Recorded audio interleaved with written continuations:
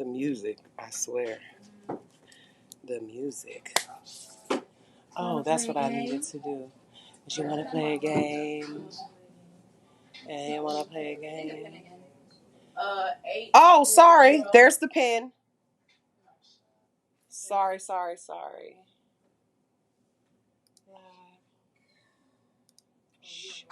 Share. I just want to share the live today in my link tree because I forgot.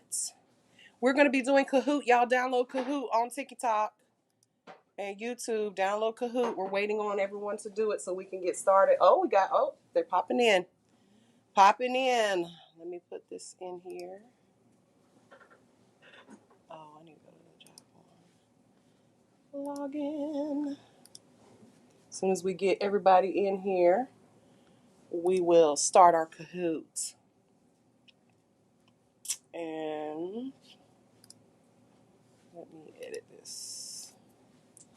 Settings. Thank you. Going directly. Publish. Okay, so anybody who is on the TikTok, just go to the link in my bio so that you can join us. Do we have everybody in here? 1, 2, 3, 4, 5, 6, 7. I don't think so. We're missing some folks. There will be a small prize for the top winning student. Okay, so pay attention.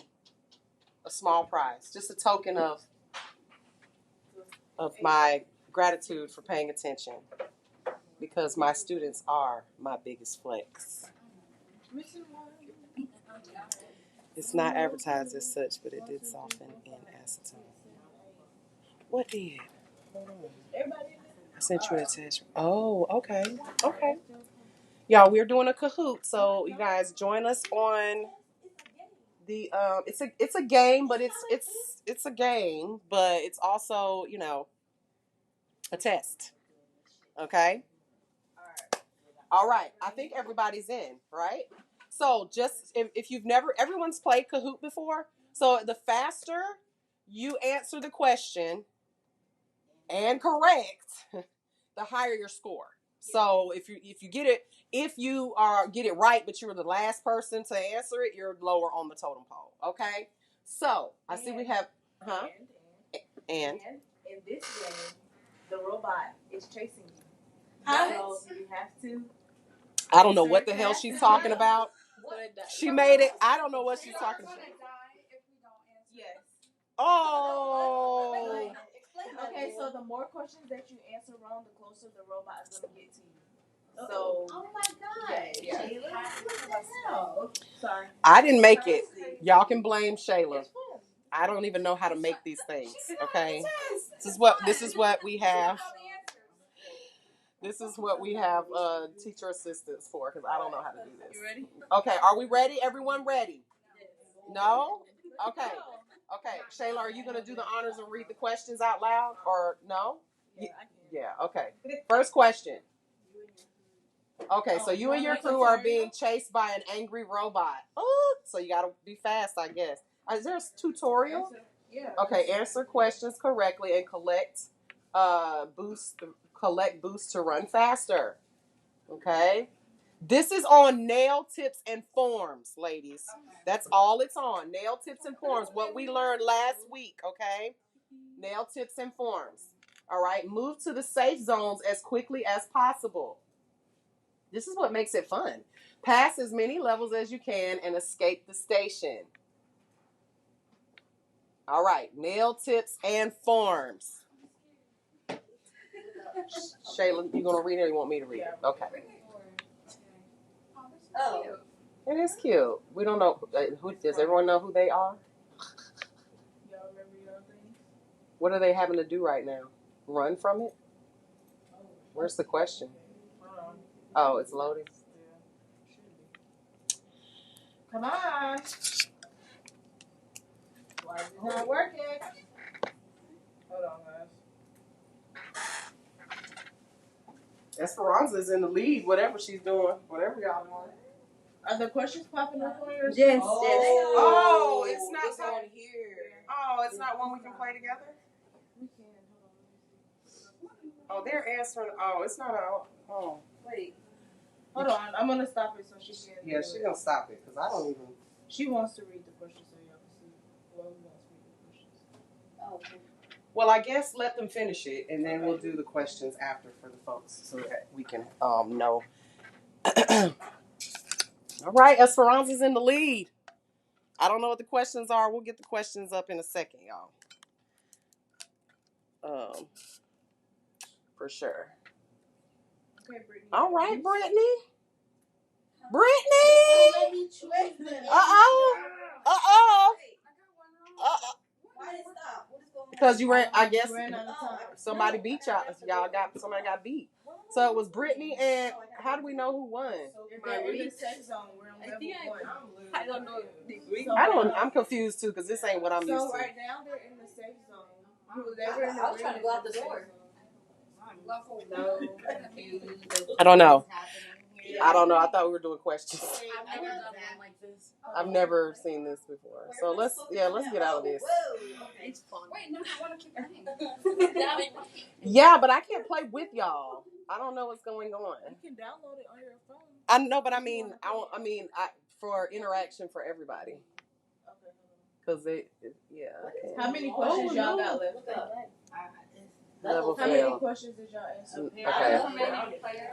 Okay, I'm gonna end it. Yeah, end it and change that to where they ask the questions because that's the basic one. Yeah, the basic one. Okay, so the basic one is answer A, B, C, or D, or no, it's not A, B, C, or D. It's like the square, the classic mode. So we're gonna do classic mode. Okay, so y'all gonna join the game, join it again and use this pin. Okay, to get in. The pin number is on the live on YouTube, okay? On the live on YouTube. If you guys want to join, click the link in my bio. I look like a little girl today. I really do. I feel like a little child with no lashes. Plucked chicken. All my feathers are gone. Then I tried to I said, no, ain't no hair today. No hair today. It's just mine. It should. But they're putting the pin number in. Put the pin number in. Okay, Callie's in. Jasmine's in. Brittany's in. Right. Monica's in. I'm trying to put it, but it's not letting me. You can scan that code too, can't you? Just like scan that QR code. Mine's giving me trouble with the email part. Yeah, mine's still. So go back to that same one that they sent you before, and then just try to click that. We'll have to get this. We'll get this down perfect after a while. Oh, we got 7 people watching in the live, in the YouTube live. Y'all say hello in the YouTube. Let me say hey.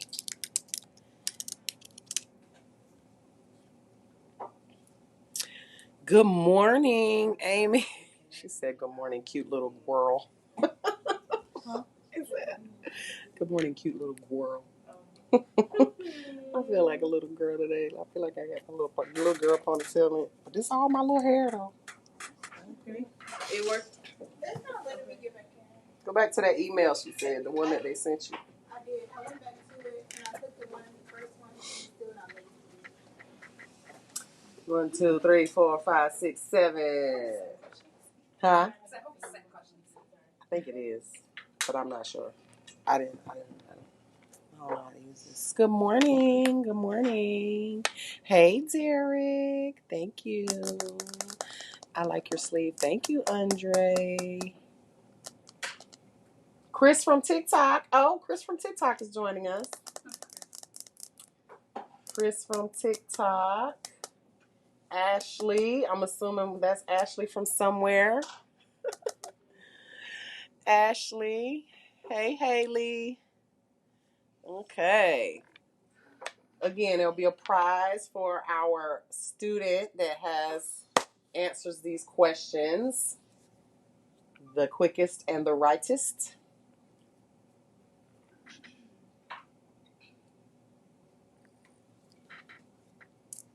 Esperanza is in the house. That ain't me. No, it's not you. It's Chris with a K. Kris. Keisha, there we go. Okay. Is that everybody? Marie, you got in? She's trying. Okay, well, Shayla's going to come help you. Brittany's there. Jasmine's there. Jasmine's there. Somebody just popped in. Let's see. Oh, people popping in and out.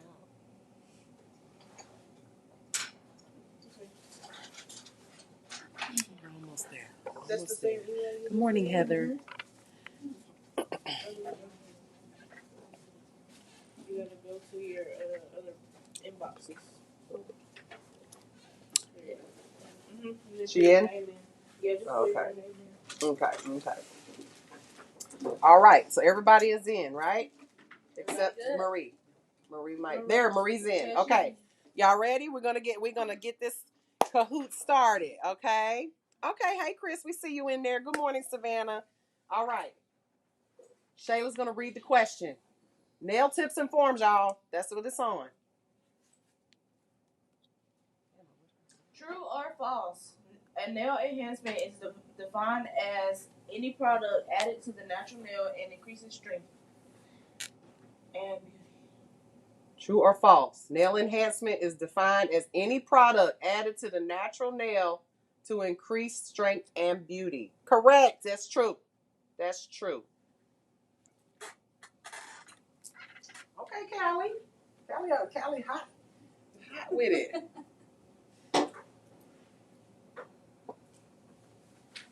All right. What are the vertical grid lines on the form used for? Vertical grid lines. Is it for shaping or to fit the sidewalls with center lines straight in the middle of the nail plate? What are those lines for? I explained that last week.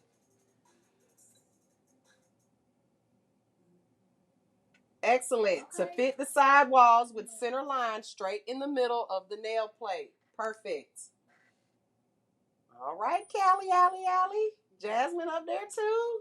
Okay, y'all fast. True or false? A nail extension means added length to the natural nail, usually via tips or forms. Is that true or false? Nail extension means added length to the natural nail. Excellent. Everybody got that one right. Perfect. Let's see who is right. Oh, Brittany coming on up there. Now you got to type the answer here. You fixed it last time. A blank manicure is used prior to any service to prepare the cuticle and nail plate without soaking them in water. There's two answers that you could put that would fit in there. Type your answer. Very good at girl and her brushes.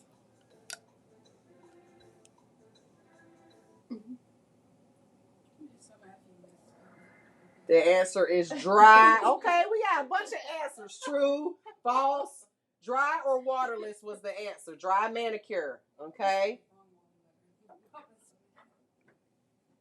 I'm over here taking over Shayla's job. I'm sorry. No, you good. You can't help it. Go ahead. I can't. You know I'm loud too. I have to make sure everybody here. Nail cleansers are used to remove surface debris, moisture, and tiny amounts of oil on the nail plate. Is this true or false? True or false?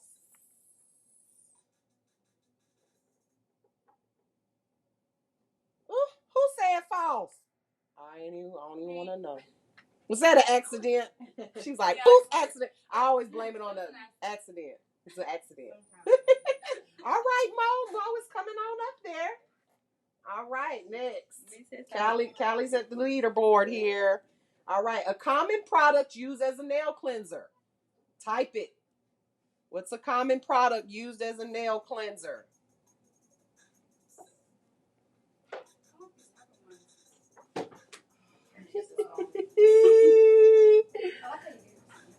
Huh? I didn't. But that does, I mean, it does kind of, it takes time. Alcohol. Who? Acetone. Alcohol. Someone. Alcohol, that's me. You said alcohol. It's okay. It's okay. Alcohol was the answer. I can't spell sometimes. Oh, Mona popped up in front of you, Callie. Uh-oh. Somebody said bleach. Get out of here. Nail dehydrator blank. The nail form from producing moisture. Oh, the nail from producing moisture in nail oil. Nail dehydrator does what? Does it immediately stop the nail from producing moisture in nail oil, speeds it up, or temporarily? Temporarily stops. Does anybody know? That's one of the questions. I'm not going to answer that because I think it's one of the questions. Okay, Ashley. Who's Ashley? Hey, Ashley. Come on up. All right. Next one. This one is a slider, so you got to choose. The amount of minutes a dehydrator usually lasts before you have to reapply it. Uh-huh. How many minutes? 5, 10, 15, 20, 25, 30, 35, 40, 45, 50. Which one is it? Y'all know the answer. Y'all know the answer. In the bowl, right? When you put in the bowl. I guessed. It's 10 minutes. No, I put 5. And that, like last night, Esperanza, that's why I did one hand at a time. Because I knew this was going to take me longer than 10 minutes to get to the other hand. And then you just got to reapply anyway. Mm-hmm. So, to waste the product, right? All right, Jasmine. Jasmine. I mean, you can if it takes you that long, right? Just to make Which of these tips are full well tips? Pick the one. You got to drop the pin on it. Drop it on there, touch it, and then hit enter or whatever. I don't know. Submit. Which one is a full well tip? It's a little pin. You drop a pin on it. You tap the one that you want. Oh, we got a few wrong answers there. Why is the one all the way on the end not? What is that one called? Half well. What's the one in the middle called? Full coverage. Okay, that's like a press on. Full well are the big, extra big wells on the back that you guys got to use in class or at state board, right? So 90% of y'all got that right. Just got a couple people missed it. All right. So what's the first one? The first one is the answer, full well tips. Nail primer is used on the natural nail prior to product application to assist in adhesion. Is this true or false? Primer assists with adhesion. True or false? Bam, everybody got that right. The answer is true. True. Okay. Jasmine? 9 in a row. Ooh. True or false? A dapping dish is a small glass or plastic container that holds a minimal amount of product for one service use. True or false? Absolutely true. Excellent. True. All right. Transparent forms are used to allow the light to penetrate through during curing. I think so. Yeah. It's all like 10 seconds. If everybody answers, whenever you're waiting, it's because somebody hadn't answered yet. Yeah, if everybody answers fast, then it will go. Okay, Jasmine. There's a time the question is there with no way to give an answer, and then it comes up with the answers for you to choose, and then you're waiting. True or false? Nail forms are placed on the top of the free edge of the natural nails, used as a guide to extend the nail enhancement. True or false? Oh, this was a trick one. Are nail forms placed on top of the free edge? Under the free edge. She got y'all with that one. That was a little petty patty move right there. Petty patty move. Uh-oh, knocked the Esperanza knocked y'all off. All right. 2 more questions. Let's see if y'all can get it. That was a good one. That one got y'all. Forms are customizable and can be cut at a what degree angle on the sidewalls to snugly fit the form? Yeah, which number? This is a slider. You got to pick it. No, your nails too long. Nails too long for your lifestyle. No, I'm just kidding. Esperanza got knocked down. Which one is it? You couldn't slide it, you said. I got it, but it was giving me trouble to get there. 45-degree angle. When we release the side, you're going to cut that at the sidewalls in order to, and that's general, okay, generally speaking, okay. All right. Okay, Esperanza's still there. All right. Last one. A reusable form is made of pre-shaped plastic or aluminum that can be cleansed and disinfected between clients. True or false?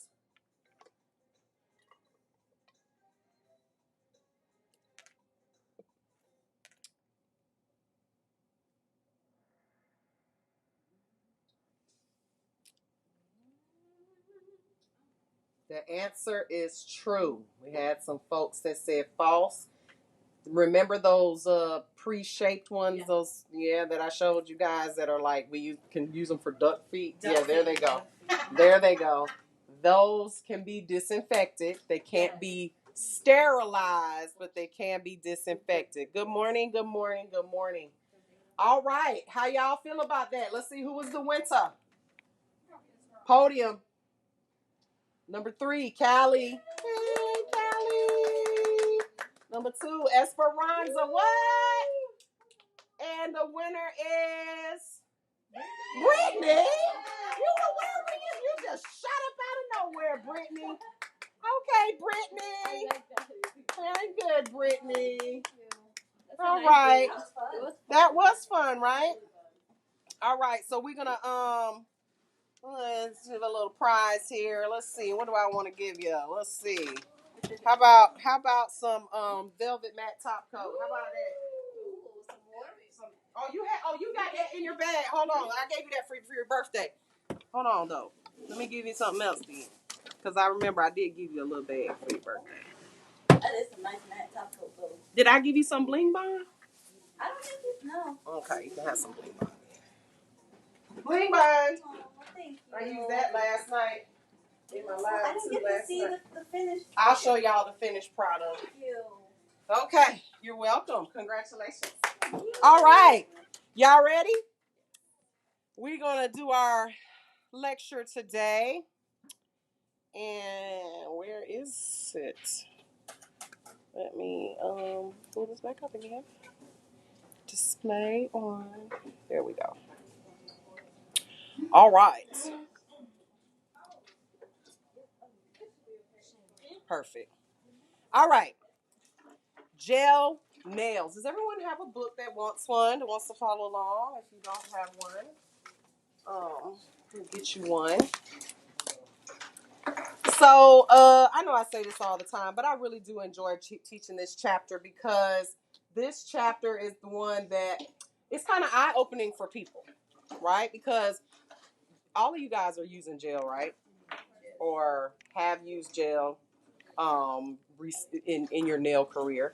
And my question to you is, do you even know how it works or how it does what it does? You just kind of just like, okay, I know I need a light. I'm just going to stick my hand in it and go for it, right? I mean, that's what I did when I first picked up gel. There was no training for it. I just showed up in the salons and we just started using it. Shh.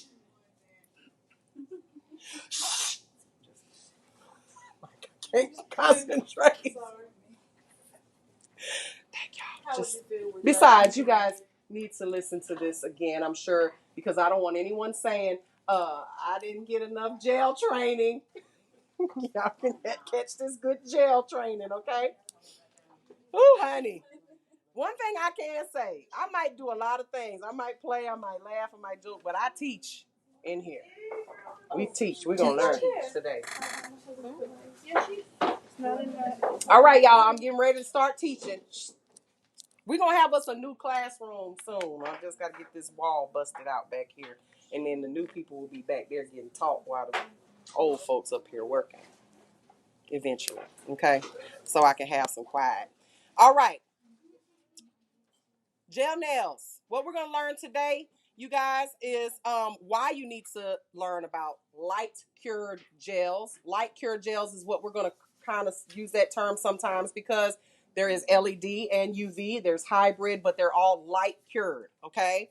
We're going to talk about the chemistry of gels. My favorite thing, chemistry. But in this case, I actually do enjoy talking about it. We're also going to talk about the difference between UV and light cured gels as well as hybrid. Okay. And then we're going to classify the different types of gels used in current systems. Will you do me a favor on the Canva? Pull this up and print some because I totally forgot. It's in the Canva under UV. It's one of those recent ones. And then we're going to talk about the different systems that are out there right now. Okay. Several of them. And supplies that you need to do gel, as well as storing, using, and removing gels in the salon. Okay.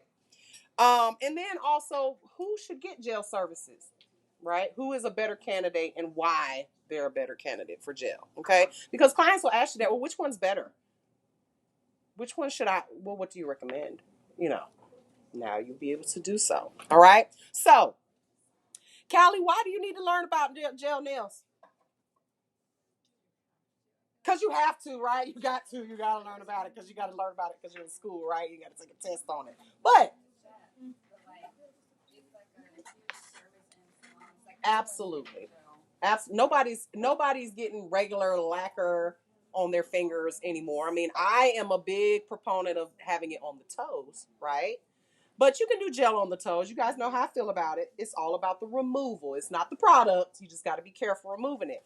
But most people are not getting regular lacquer. And when we say regular lacquer, you know, regular polish on their nails anymore. Okay? So, you guys have a double view here. All right.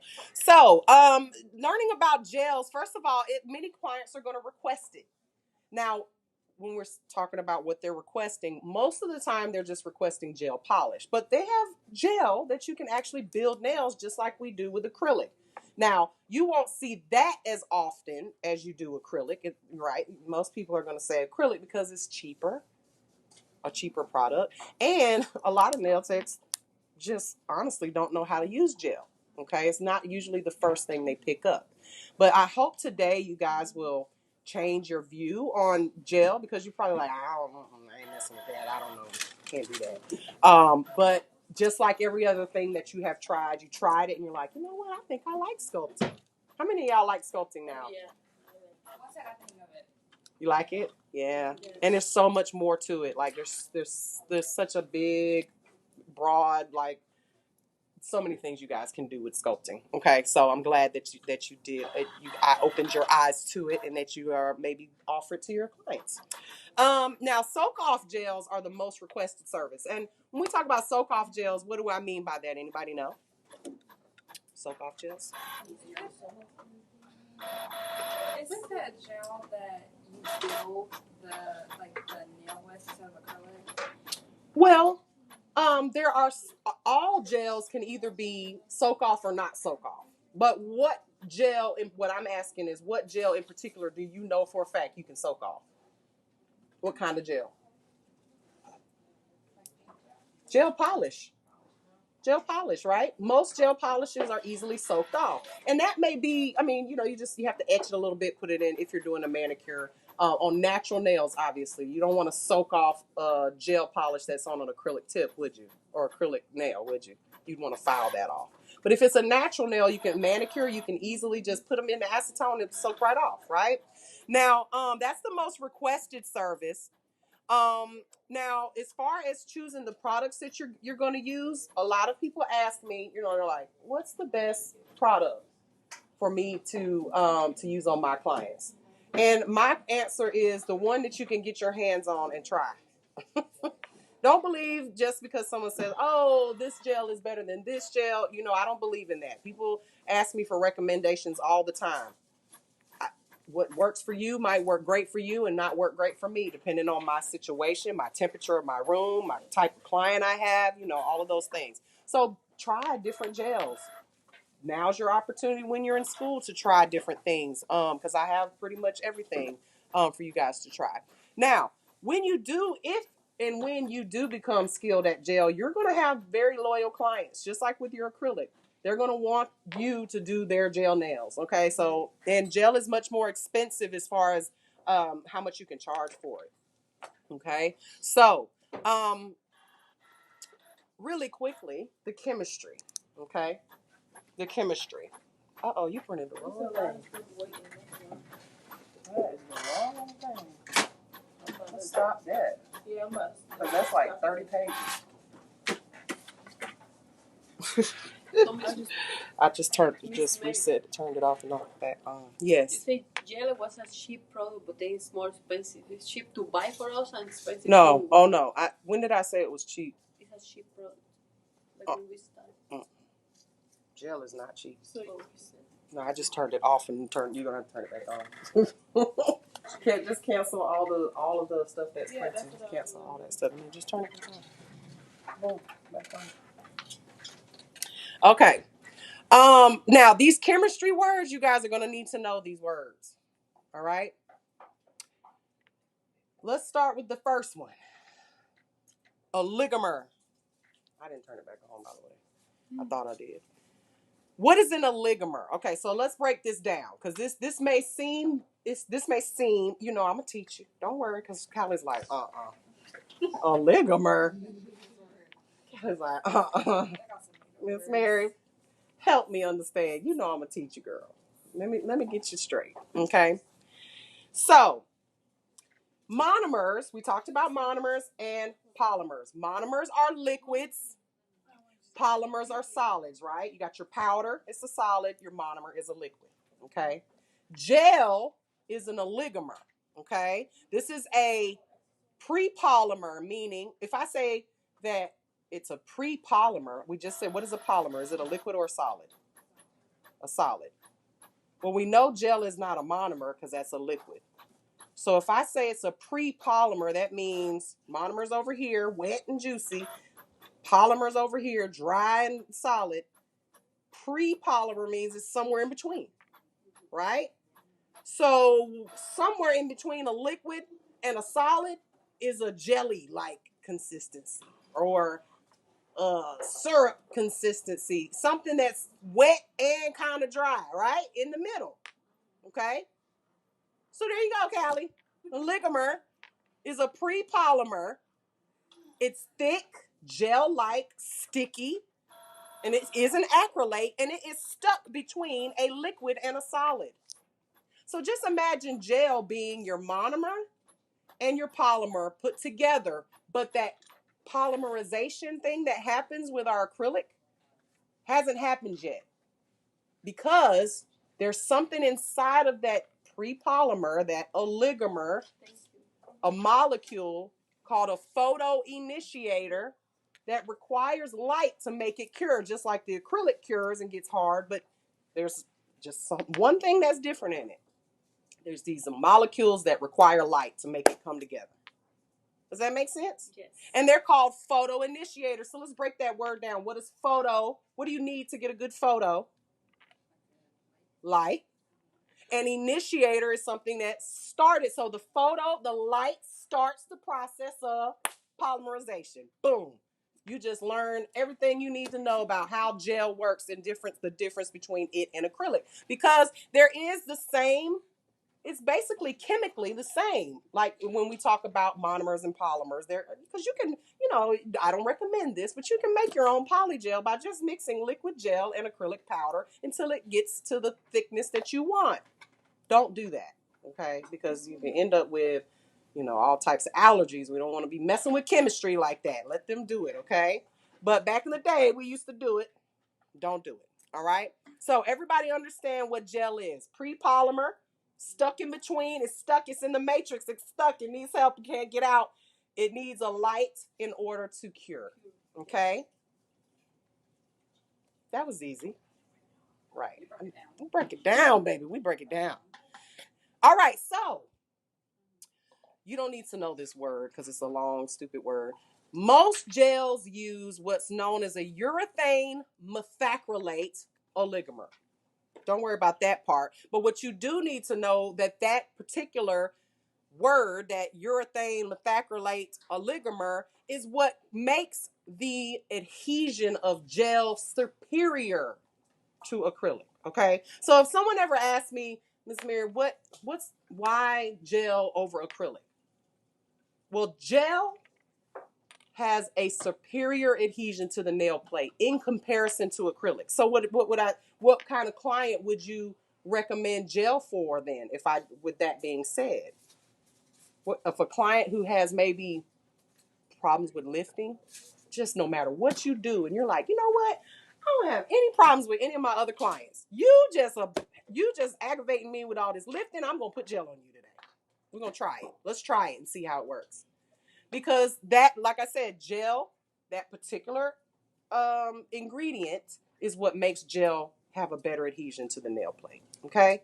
Now, doesn't mean that acrylic is not good or gel is better for every client. It just may be better for that particular client that has some problems with lifting. Okay. Now, it also, that particular ingredient lowers the risk of sensitivity. Okay.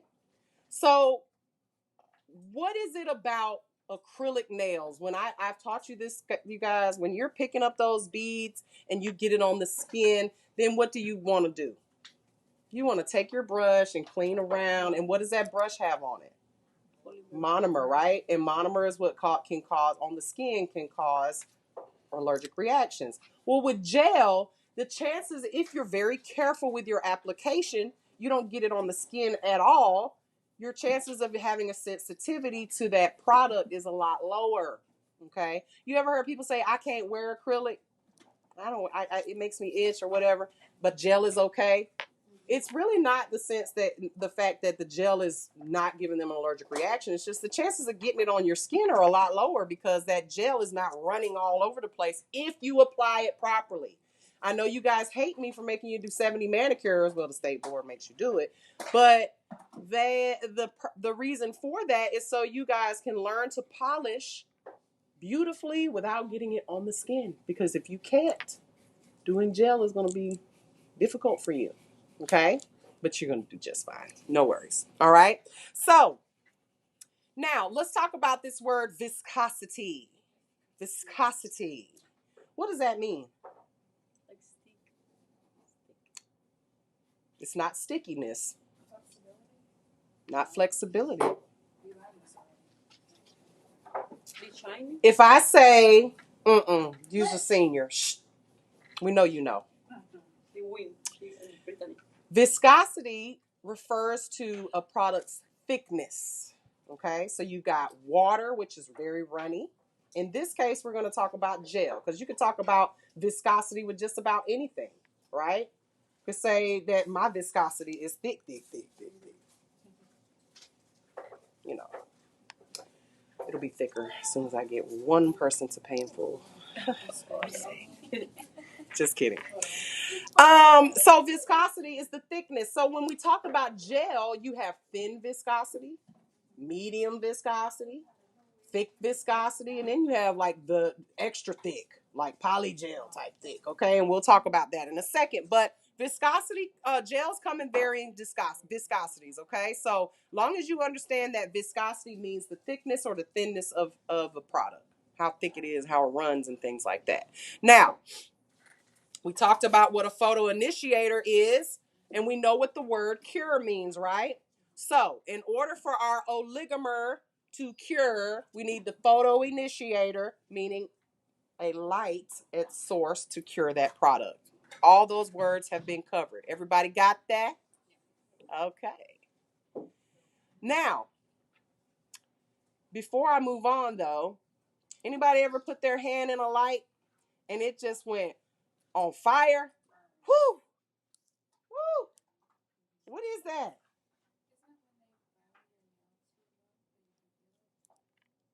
Mm-mm. I mean, that could happen, but that spike, that heat spike that you feel, it just is like, my best friend, he's like, I love the burn. Whenever I do his nails, he's like, I love the burn, and I'm like, this is not working out, and the burn is not a good thing. Okay, when you put your hand in that lamp and you feel that intense heat, it's the same thing is happening that happens when we use our acrylic and it gets hot. Remember, I told y'all about going to the club, hanging out, we're getting all hot and bothered, dancing, everybody's in there tight, and then all of a sudden we can't move and it's hot. That's polymerization happening, but with the gel lamp being the cause of it. Okay, so that burn is not good. We want to minimize the chances of burning, okay? Because some people will say, oh, well, that's normal. Not with the gel X. No, it's not. What's happening, so let's get on one of these disorders. When you feel that heat spike, it burns, right? It's pain. So what do you think is actually happening? Because if at some point the pain goes away well, you still feel a little, you're like, damn, that's a little sore right there, but the heat went away. What do you think is happening? It's just a figment of your imagination. It came and went like a cramp. It just came and went. There's something happening in there though, isn't it? Okay, so what's happening is you are actually giving your client or yourself a first-degree burn to their nail bed. Uh-huh. And once the curing process stops and that burn goes away, the injury is still there. Okay? So that burn, you don't want that. And there are ways to minimize the chances of that happening, and we will get to that. I will show you how you can do that and the features of certain lights that will keep that from happening. Okay? But what nail disorder do you think you will have if you have a burn, like a first degree burn to your nail bed up underneath your nail plate? Which of my favorite disorders that we yeah, onycholysis. I like onycholysis. I think we're gonna call it onycholysis from now on. Onycholysis. And what is onycholysis? Separation of the nail plate and because think about what happens. Yeah, okay, you burned it. You burned your nail plate, and it's you can't really. Well, now you got the nail on there, so you're not going to see it for a couple weeks. Then you take off your nail, right? And you look at it, and there's like this like weird like white spot. Not even a bright white spot. It's just it looks different. The color's different. And then over time, you just like, oh, let me put another gel X set on. Boop, feel the burn, burn. Next time you take them off, like, oh. And then you do it again and again and again. And then by the time that nail grows out, that burn mark has healed. And what do you get when something heals? Like a scar or a scab or whatever. By the time that nail grows out, if you continuously do this over and over again, now you've got it's lifted, it's stuff getting under there, and this could be permanent. Think about it. You keep damaging that nail bed over and over and over and over and over and over again. It's not a good thing. Okay, the burn is not good. And so this is why you guys need to understand how gel lamps work, how to prevent these things, because if you have clients that get gel all the time, every 2 weeks, oh, thank you, Kelly. A galaxy. I've never seen that before. If they keep coming over and over and over again, and you keep filling them in, doing this burn off every single time, somebody ain't gonna have a nail after a while. Okay? Yes, dear. So I see something. I don't know where I've seen it. Probably TikTok. But this lady, she had bruised her nail, but it was like you said, there was blood under it because it was dark. Dark. And a lady was showing how she puts acrylic on top of it to cover up the nail. Are you supposed to do that? If it's a bruised nail, like a nail that has like the blood underneath it, I would be very, very careful about adding an extension. You could cover it up because it is ugly, right? But I wouldn't put an extension on it because you got to remember that blood is separating the nail plate from the nail bed. Even though it's still there, it's separating. There's something in between it. So that means that nail is loose. I mean, it's already back because it was on her side. She was doing a big toe. Yeah, it was already back from the start. But she did put acrylic on the bruise nail. Everything's wrong. Okay. Everything. The fact that she put on TikTok, that's wrong. The fact that it's on the bruised nail is wrong, and it's on the toe, and it's acrylic. Everything's wrong. So I can't even advise. It's just wrong. I mean, it's just wrong. I can't even tell you what to do right. Take it all off. Just leave it alone. Put some polish on top of it, cover it up, call it a day till it heals. All right? Just don't. Thank you. Don't do it. Don't do it. Don't do it. This is what I always say. Okay? If a client's nail is not normal, okay, we know normal is a setting on a washing machine, not on people. However, you know what is abnormal, right? If it's bleeding, if it has pus, if it is sore, if it is red, if it is hot, if it is any of that stuff, painful, okay, just don't touch it. If that client, refer to the doctor.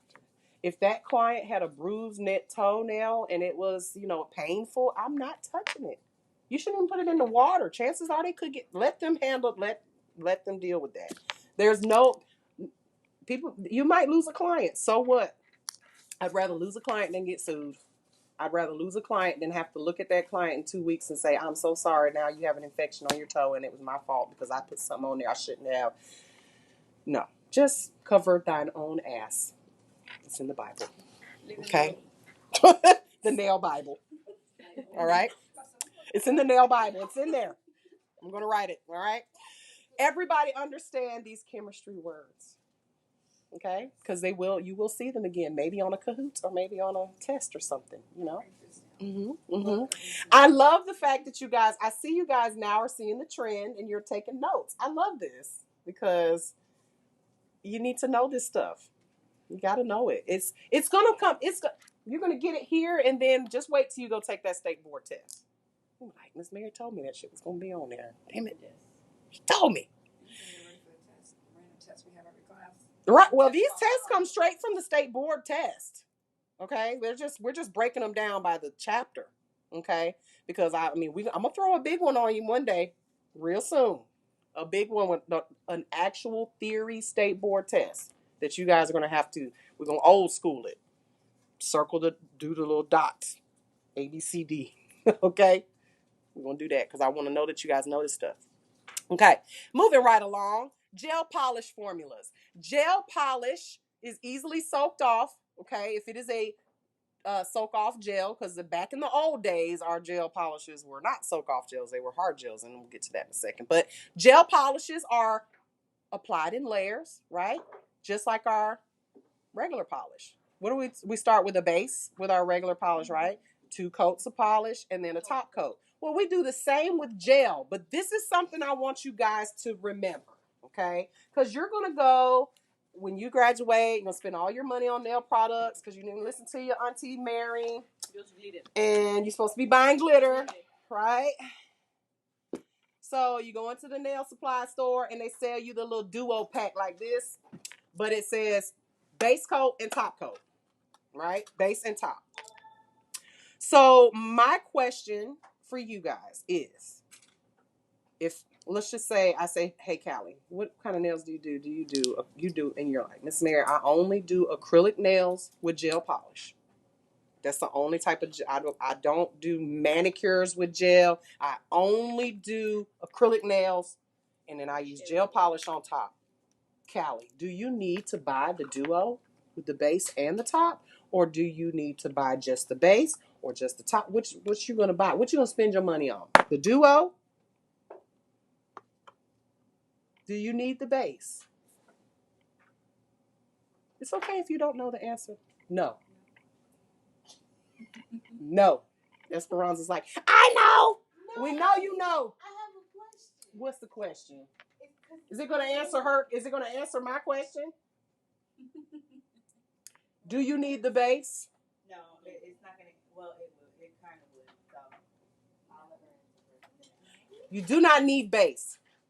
If you never do a gel manicure or a gel set, you only do acrylic and you just apply polish directly to the acrylic, you do not need a base. A lot of technicians or DIY nail techs, they're like, oh, I'm going to go in here and I'm going to buy the base coat and the top coat because they sell it together. And then you've got base coat sitting in your drawer that you never use. Because you do not need to apply base coat on top of an acrylic nail that you just built and 2 coats of polish and a top coat. That's 4 layers added to your acrylic that's probably already thick because you're a new nail tech and it ain't quite as thin as it should be. And then you wonder why your nails are bulky. You just added a layer that you didn't need because base is only for the natural nail. Base gel, base coat is only for the natural. You wouldn't put base coat on top of an acrylic nail and then if you were doing regular polish and then put 2 coats of polish and top coat on it, would you? Because remember what base coat is for. It's a double-sided sticky tape that is to adhere to the natural nail plate. So if you're not dealing with the natural nail plate ever, you don't need to buy the top coat by itself and then go buy some glitter with the other half of the money that you're going to use on the duo. Okay? Base is only, everybody got that? Whether it is regular polish or gel polish, you only need base for the natural nail plate.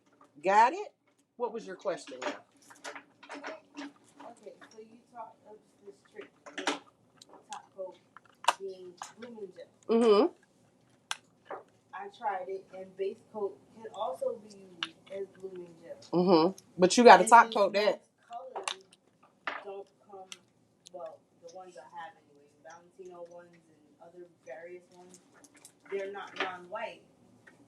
So if you add the base coat and use that as a blooming gel, and then use your top coat, it does serve a purpose, just not the same purpose. It's an extra layer that you didn't need because you didn't have to put that in base coat. You could have just used the top coat, the non-white, and called it a day. Yeah. But why buy it if you ain't gonna you don't need it? You don't need it. But I mean, you're gonna need base at some point. I mean, imagine needing base coat because someone walks in and says, "I would just want a gel manicure on my natural nails," and you're like, "I ain't got no base coat." Yeah, yeah. So gel, if you're doing gel polish on the toes or gel polish on regular natural nails, absolutely you need it. But the reason I brought that up is just so you guys will understand, base coat only goes on the natural nail. Okay? Also, we can use like natural base or have to be exactly one like for nail for gel. I can use like a regular base. And regular base is for regular polish, like this base coat right here. The base coat for your regular polish is for regular polish.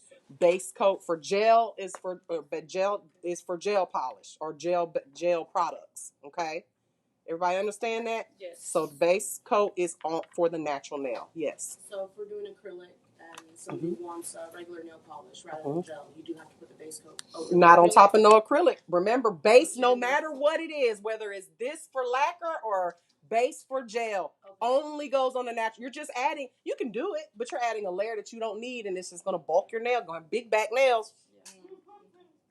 Don't like big backs. I found out yesterday I can get rid of my big back and make an appointment at the chiropractor. Straighten my neck out. I got a little goozle back here. A little pack of hamburgers.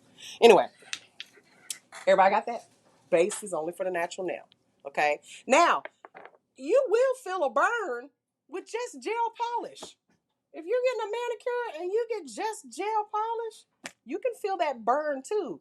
And you don't want that either. So you got to be careful about the thickness of how thick you lay this polish down. Okay? Anybody ever put gel polish, like black gel polish on, you put it in the light and it did this wavy, curly thing? And you're like, why is it doing that? You can't. The light has to be able to penetrate through in order to cure it. Remember, we talked about those clear forms last week, right? The light has to be able to see all the way through. And if it's a dark color like black or dark purple and randomly sunshine yellow, I don't understand why that color does that. Yellow, like regular school bus yellow, okay, will curl on you. The sun don't like the sun, I guess. I don't know. But it can't see through it. So you have to apply those particular polishes. You might have to do 3 very thin layers in order to keep that from happening. Okay. We'll get to that also when we get to our light descriptions. But an exothermic reaction, what does exothermic mean? Exothermic. Let's break it down. Exo or exit means to go out or leave, right? Thermic, thermal, heat. So heat, leaving. So it puts out heat. It's getting out. So that's that exothermic reaction. Because you'll hear that. Because an endothermic reaction means what? To bring heat in. Okay. So if I'm putting heat out, if I'm running and sweat is coming off, I'm putting out hot heat. That's an exothermic reaction. Okay. When you bring in heat, it's endo. But you will hear exothermic reaction from curing. That's that heat spike that you feel. Okay. Now, there are ways to control that heat, like I said, and when we get to this next slide, we'll talk about that. So, what is the difference between UV and LED lights? I have given you guys this sheet here, and I spent all weekend on Canva making it. Aren't you glad? So you didn't have to do it. I used to make y'all write it down on the paper, didn't I? I was like, put a line down the middle of your paper, okay? So when we talk about UV lamps and LED lamps, and I'm going to update this too because I'm going to put hybrid right down the side, and we're going to talk about the difference between those two. Okay? So, anybody, before I go to the next slide, know the difference between an LED and a UV lamp? What? No? You just went on eBay and bought a lamp? eBay. They don't do that no more, do they? Mm-hmm. eBay? Damn, I'm telling my age. Is it? Yeah. I meant Amazon. Y'all know y'all love Amazon. Y'all just went on Amazon and bought a lamp, didn't you? You know what kind? You just was like, this one $15. I'm getting this one. I wanted one that was cordless. Cordless. I'm looking for a cordless lamp. This is the one right here. Okay. Where's old Faithful? Where's old Faithful? Where's old Faithful? Oh, there she is. Okay. Okay. So let's talk about these different types of lamps. First of all, this is a lamp. This is a lamp. That is a lamp. And then we have my my new lamp that just came out, ladies. I'm so happy. It's my new lamp here. Okay, this is a lamp. All right. Then you have, this is a lamp. Okay. Now, what's the difference between these two? Let's look at these. Okay. I'll put this on the screen so you guys can see. This versus this one. Move over here. Okay. Now, they look similar, right? They both have a little vent right here. This one has a vent on the bottom here, right there. Okay. But what is the difference between these two? This is a UV lamp. Okay? UV stands for what? It's on your paper. Ultraviolet. What else has ultraviolet light? The sun. The biggest light source out there that gives off ultraviolet rays is the sun. Okay? Now, people will say, don't put your hand in a UV lamp. It causes cancer. Okay? Because it gives off UV rays. Well, my question to you is, what are you doing? Sleeping in the lamp? Are you vacationing in the lamp? Because Garrett, you just spent more time going outside get coffee from your husband and he didn't bring me one. Where he at? Is he on here? I didn't have time for No, I'm breakfast just yet. joking. He ordered I'm just me. joking. I'm just joking. I got coffee. I'm just joking. I did it to make it on time. You spent more, thank you. You spent more time in the sun just now going out there to get that coffee than you probably will in this lamp during the whole service. Okay? And that happens every 3 weeks. Okay, versus you going out to the car, back in to the house, back out, all going on a run, playing outside with your kids. So please dispel that rumor when you talk to your clients, okay? Because you'll get those weirdos that'll be like, I need to wear the gloves while I'm in the light because I don't want to get cancer. No, it's not true. Okay. So we can get some gloves, charge for the gloves. These are the same people that will say they're afraid of the light, smoke cigarettes, drink a bottle of wine every night or two, you know, don't live right, curse, swear, all kinds of stuff. And they worrying about the UV gel lamp, okay? So this is a UV light. This is an LED. This is also a hybrid lamp. But let's forget about that part, okay? This one is, we're going to pretend this one is just LED. This one is just UV. How do we know the difference? First of all, what does LED stand for? It's also on your paper. Light emitting diode, okay? Light emitting diode. It is on the third row. Stands for light emitting diode, okay? Now, how do we know if our lamp is a UV or an LED? Well, we're going to bust it open. Okay, take the clothes off real quick. Sorry. All right. We're going to look at the inside, the guts. What do you see that's different here? These bulbs, yeah, these bulbs look a little weird, right? So with UV lights, this, first of all, let's talk about the price here. This lamp right here is cheap. You might get this for $29 or maybe even $19, okay? This lamp, on the other hand, at this current time of the day, is $249, okay? Now, someone said yesterday, that's much. No, Thursday night. It's much. It's much. I'm like, is it much? So this has bulbs in it. That is your paper, by the way. That belongs to y'all. Keep it in your notes. These bulbs that come out, okay? And these bulbs, this is a 9-watt bulb. These bulbs have to be replaced. So how often? Well, depends on how much you use it. But in general, back in the day when we would get these lights and buy these bulbs, we would write the date like, was 7/27 on here. And in 3 months, October, we would change all the bulbs again because the bulb would still be working, but the intensity of the bulb would be worn out and old. How much do you think these bulbs cost? Because these ain't no regular light bulbs you can buy in Sam's or Costco by 20 at a time. These bulbs would run anywhere, depending on the light you have, because I got a C&D light back there. The bulbs were $30 a piece, and there's 4 of them in each one. Okay? These bulbs could be anywhere from $10 to $30. So did your $19 light just turned into a Bentley? Okay, y'all know you got to change the anybody ever had to do an oil change on a Lexus compared to a Toyota? We talking hundreds of dollars difference, maintenance, right? So this light, although it may be cheap, can be expensive over time. Oh, in a year, you will have spent on bulbs what you could have spent on this that's gonna last forever. Okay, and when I say forever, I say that loosely. Okay. So these bulbs have to be replaced. Now, these are 9-watt bulbs, and there are 1, 2, 3, 4 of them. What's 9 times 4, y'all? How many watts? 9 times 4 is 36, y'all.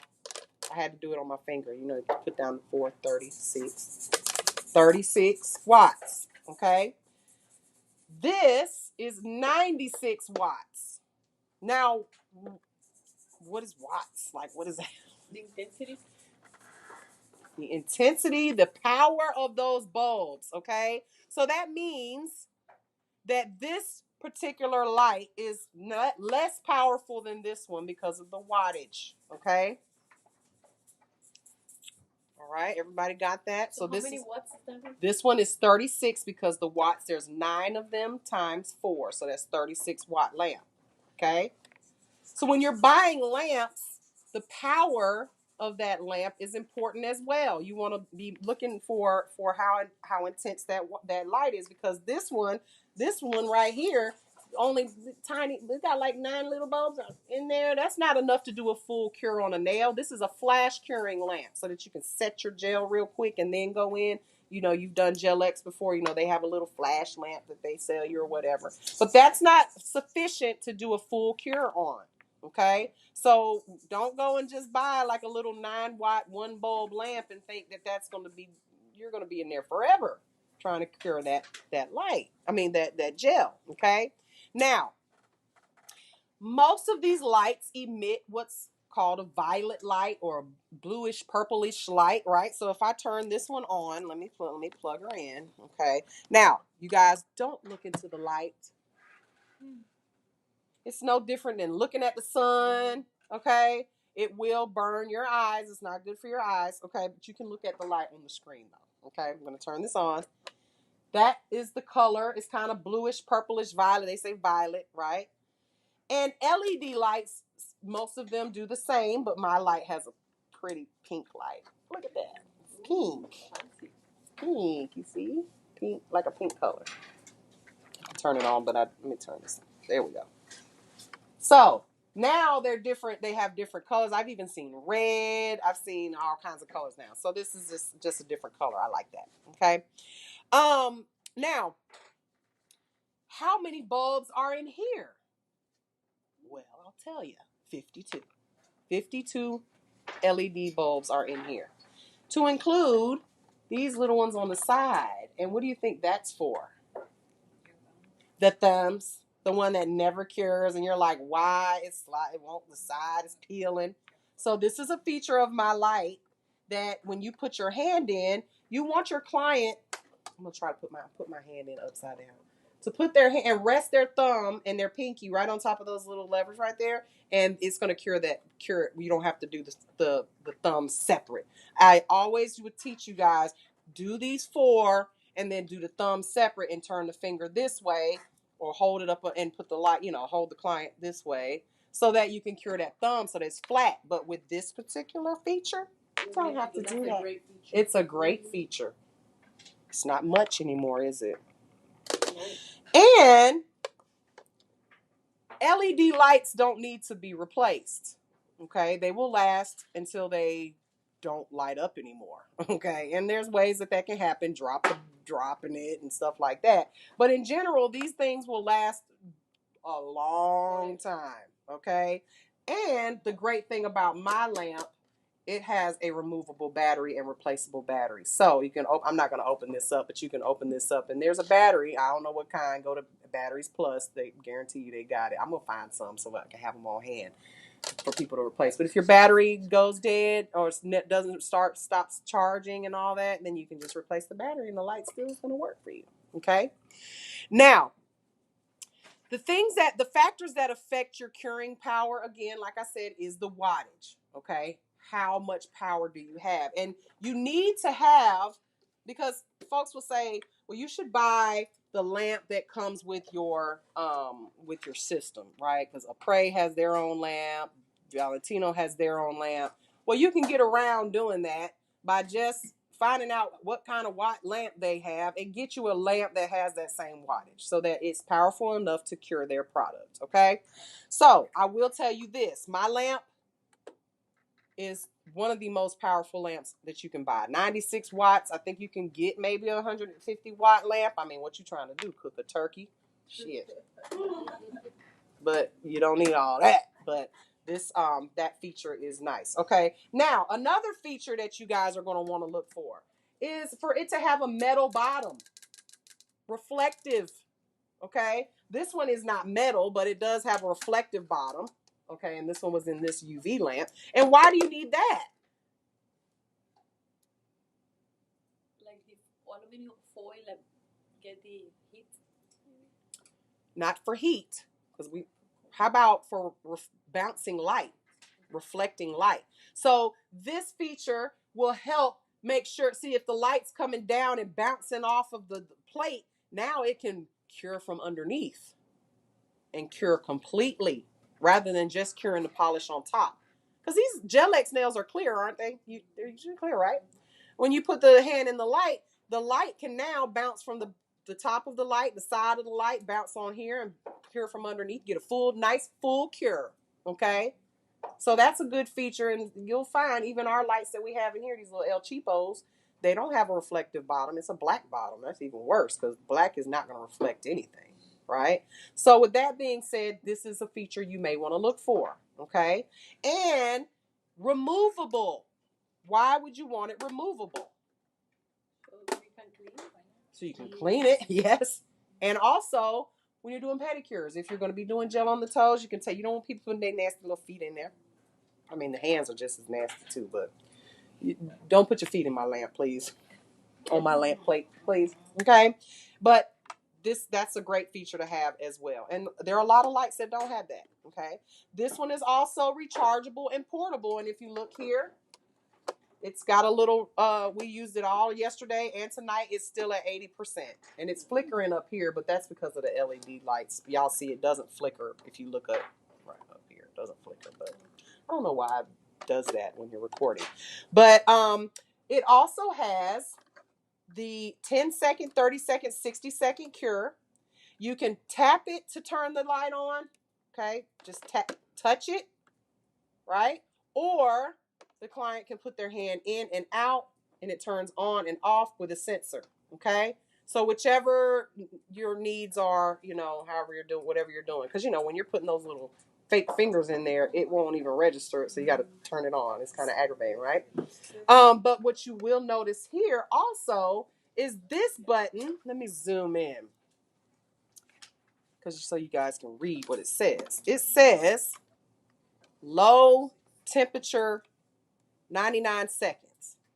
Okay, so remember when we talked about that heat spike, right? That feeling that you get when when you put it directly in the light. Okay, so let me give you a visual. So my mother, bless her sweetheart, and all her internal organs, she used to wake me up in the morning.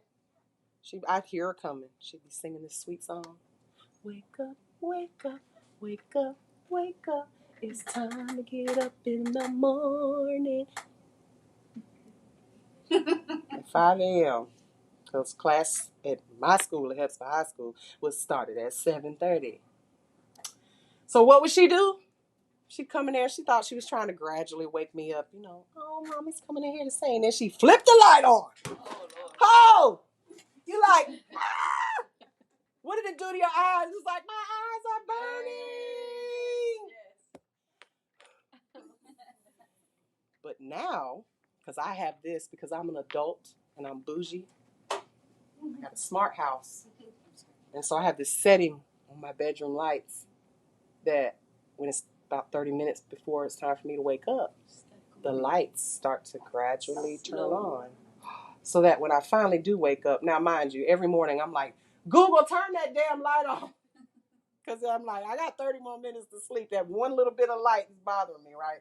But anyway, I gradually turn the lights on, right? So that by the time it's 7 a.m., my eyes are accustomed to the light, and I'm not over here screaming, oh, burning my eyes out, like, The sun goes So, what do you think I just told you that story for a reason.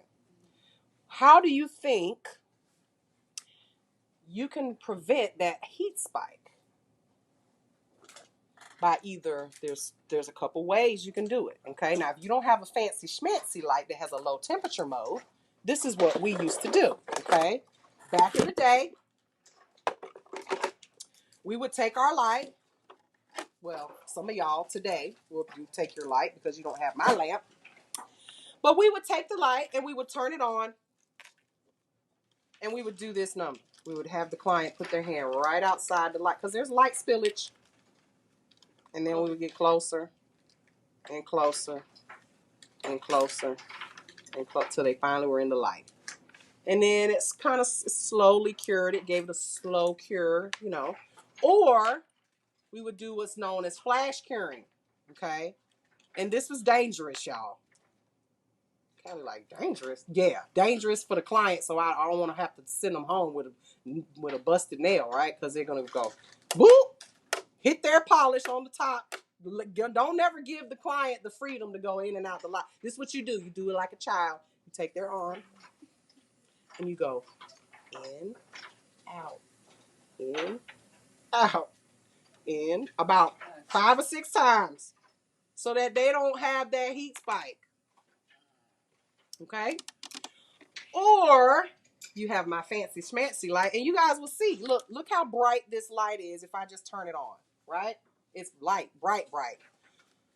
Or you can put it on low temperature mode. Tap that, and look how low it is. And it will gradually, over 99 seconds, start to get brighter and brighter and brighter and brighter until it finally fully cures that nail and there will be no heat spikes. Make sense? So you can, you got options. You can just in and out. Or you can slide it gradually, or you can get you a good fancy light. Does it seem like these features are much? I feel like it's the Tesla of LED lamps. It's got all the bells and whistles, all the features. Got the LED screen. You got the, how much battery do you have? My car tells me, well, another one. My car would tell me how much battery I had left, right? All of the things you need, all the bells and whistles, all right? So, when you are looking for a lamp, I'm not telling you have to get mine, but you guys do get a 20% discount, okay? Just so you guys know. Student discount. You don't have to buy mine, but if you go and get you one now, you know what to look for, right? You're not just going to go on Amazon and say, I just want a lamp. What kind of lamp do you want? You want one that's powerful enough to cure your product. You're going to want one that has a metal bottom, a metal base if you can find that. You're going to want one that's rechargeable. It's so much more convenient. You can move it around, take it with you, do what you need to do. There's so many factors that go into LED and UV lamps. Now, let's look at this sheet real quick here because this is important. Why or how long does it take to cure a gel polish in a UV lamp versus an LED lamp? Well, that's a trick question because first of all, you need to read the instructions because every polish, every brand is different. Okay? So generally you will, this is what you guys are going to get today. And this is a huge bottle of this. We just put it in smaller containers because this is for school, right? School, you'll never need this much gel. But if you read the instructions on the back of this, it says cure for 30 seconds under LED lamp or 1 minute under a UV lamp. Why is it 2 different times? And it's very important that you follow these instructions and that you are curing them with the proper cure times, okay? So why is the LED shorter time than the UV? LED is stronger. And how do we know that? Well, on this paper, we have a word called wavelengths, okay? And that's not so important. You'll never need that information again, but the UV lamp has 320 to 400 nanometers of power, a wavelength, excuse me. And then your LED has slightly more, 365 to 405 nanometers of wavelength, right? So that just means that the LED has a stronger amount of wavelength so that it can cure this product a little bit faster, okay? Now, this is what I want you guys to remember about because you may come into coming across products that are UV only cure. So what if you have a lamp that is UV only? Again, this is a hybrid lamp. We'll get to that in a second. But pretend this is a LED only lamp and this one is a UV only lamp and you got a gel polish like this one. This is by Crystal Nails. This is a UV only cure lamp. am I going to be able to cure it if I don't have Old Faithful? I call this one Old Faithful. I'm going to tell you why in a minute.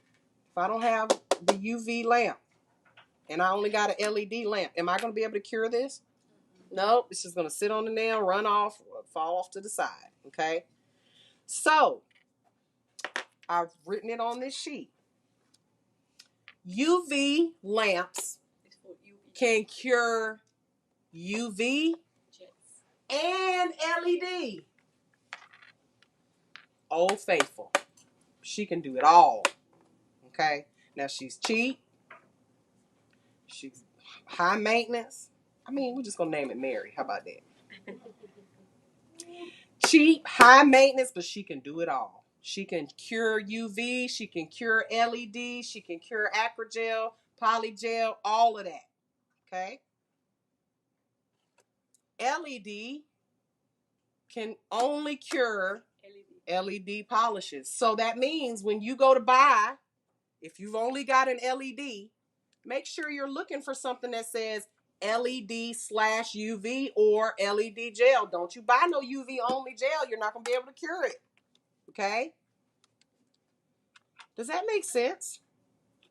And let me tell you. So you need to know these things because So the UV, anyone can do.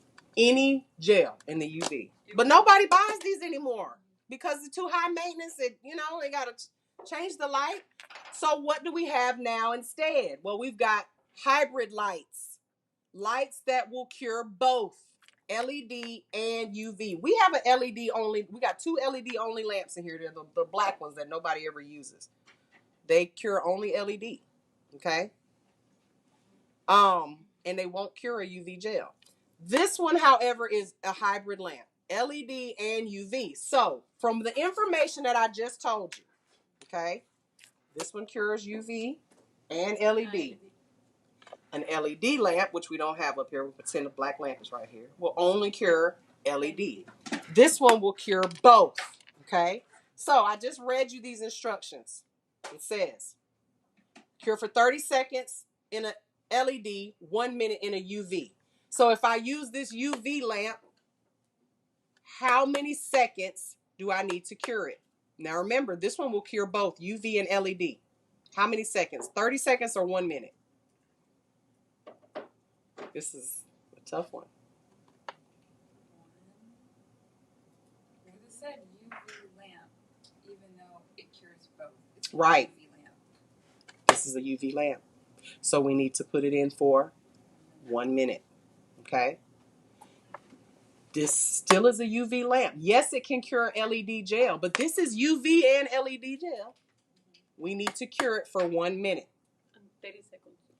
If we put it in the LED lamp that's only LED, how many seconds do we cure it for? 30 seconds. Okay, now here's the trick question.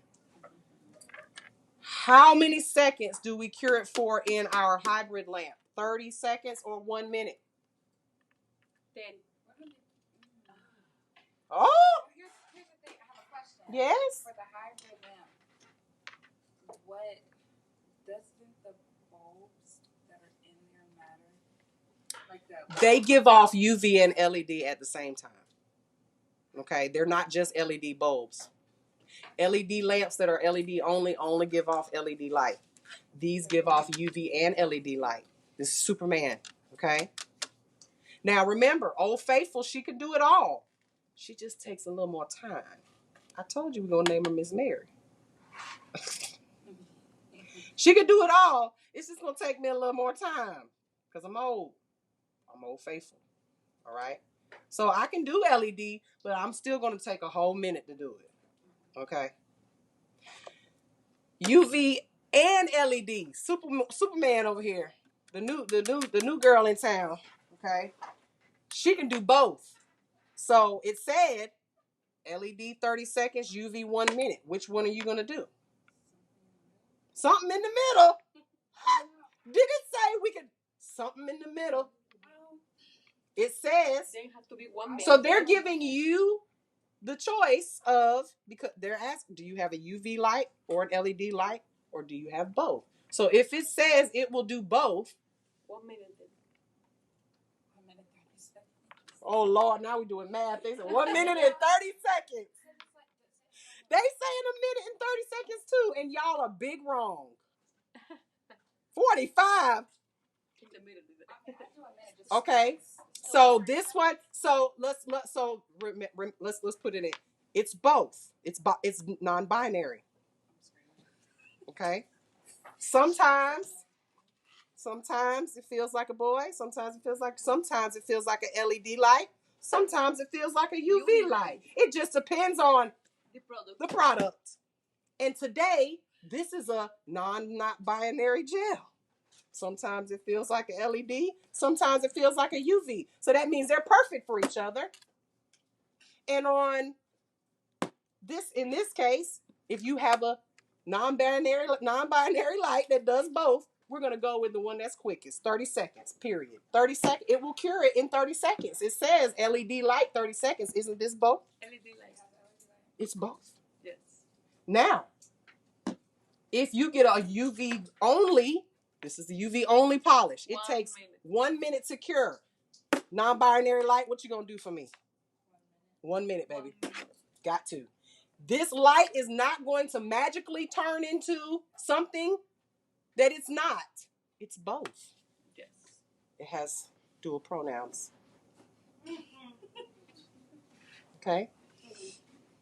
I gotta, it's big on my mind because I'm really into politics nowadays. The older I get, so it's something that I'm, I just want to make sure that everyone can understand.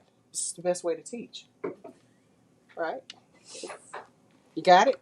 So you cannot turn this into an LED polish just because this is an LED light. We ain't in California.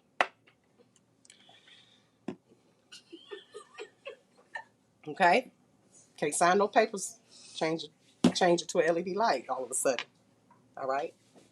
So, this light, just because this does both, don't mean that you can turn this UV lamp into an LED lamp. No, you got to know this is a UV light. And it is going to require you to cure the LED. So if I put LED polish in here, how many seconds do I need to cure it for? In this UV lamp, it can do it all. But did it turn into a LED light? It's still a UV light. That LED polish now has to go in there for how long? More time. A minute. Even if it's LED only polish, she can cure it. But it's gotta be for a whole minute. So just remember, Old Faithful she can do it all, but she needs more time. No matter so you gotta read the product's instructions. Okay? So if it says LED 1 minute, UV 2 minutes, then you got, because some will say that. For instance, this one here, this UV/LED gel is a 2 minute cure in a UV, 1 minute in an LED. Read the instructions because we do not want uncured gel on our clients. What happens when you get uncured gel on your skin? What am I doing right now? Because I probably got some on there. It was peel off. You're going to get an allergic reaction, okay? And some of you guys are pressing on nails that are already designed and have bling and all that stuff and polish on it and then pressing it on with gel. What's happening is, and putting it in the light, can that light see through that polish? No. So what you're getting is a nail that is only cured around the sidewalls and the PNF, and they got a blob of wet gel underneath it. And your clients are wearing that for 2, 3 weeks, 4 weeks. And then your client comes back and they take their nails off and their nail bed is mush. This happened to me. My nail bed was mushy, soft. It was like I had no fingernail at all on my nail bed. And it took days for that to come back just because it was sitting, it's like sitting in a pool for 4 weeks. You're going to be soft and mushy and wrinkled up, aren't you? Same thing happens to your nail plate, okay? So, and we can get an allergic reaction, okay, to that. So it's very important that we are curing our products fully, completely, and with the right amount of power, because you might think that it's cured, right? But then if it didn't go all the way through, how will you know? You don't until you take it off. Your client comes back with itchy cuticles and stuff like that. Okay, so gel is a very, very awesome product, but you guys have to know how to use it. You have to. Okay, there's also a such thing as over curing. Okay, so and oh yeah. So it will burn or something? Well, not the burn that you're talking about, like the feeling. So think about this. If you are, because I love to make sugar cookies. It's some Pillsbury, and I know exactly how long they need to stay in my oven to be perfectly, so they're not too hard and not too soft. 11 minutes.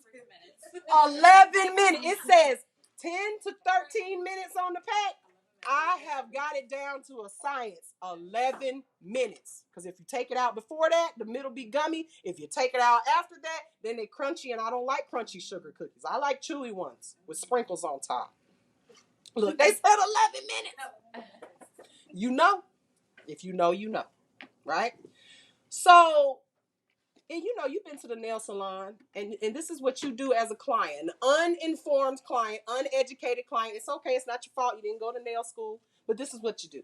You're trying to help the nail tech, right? They're polishing your nail. Then you put your hand in, and then they're doing this one. And then they're taking too long. The light went out, so you go. And 30 seconds done went by again. What the hell you doing, Johnny? Okay, well, I'm going back in for a third time because you're not ready yet. That is the equivalent of leaving your sugar cookies in the oven for 20 minutes. What's going to happen to them cookies? Now, they look okay. Even if you leave it in for 13 minutes, they look okay. But once they get cold, they crack and fall apart. Okay? They look okay. As a matter of fact, they're all right if you get them while they're hot. But then as soon as they cool down, they're crusty and falling apart. Okay? So, what do you think happens with gel polish when you keep doing that over and over again, trying to help the nail tech out? Overcooking it, aka over curing it. Okay? So when you over cure, and this might be something that you didn't notice. Okay? Takia, you haven't had this lesson, so you definitely want to pay attention. You missed this Thursday night. You don't need to be doing no service. You need to be listening to this. Okay? Or taking notes. You'll be having a test on it. All right? So, when your polish starts to chip and crack and you're like chip and crack like regular lacquer, like, why? You put it in the oven for 13 minutes instead of 11. It's just experience, you know? I remember first time I cooked them cookies, I did it for 13 minutes. Damn. Let's try 10. Too soft. 11, that's the sweet spot, okay? So, have your client, educate your client. When you're doing their nails and they're doing this, just leave it in there until I'm ready.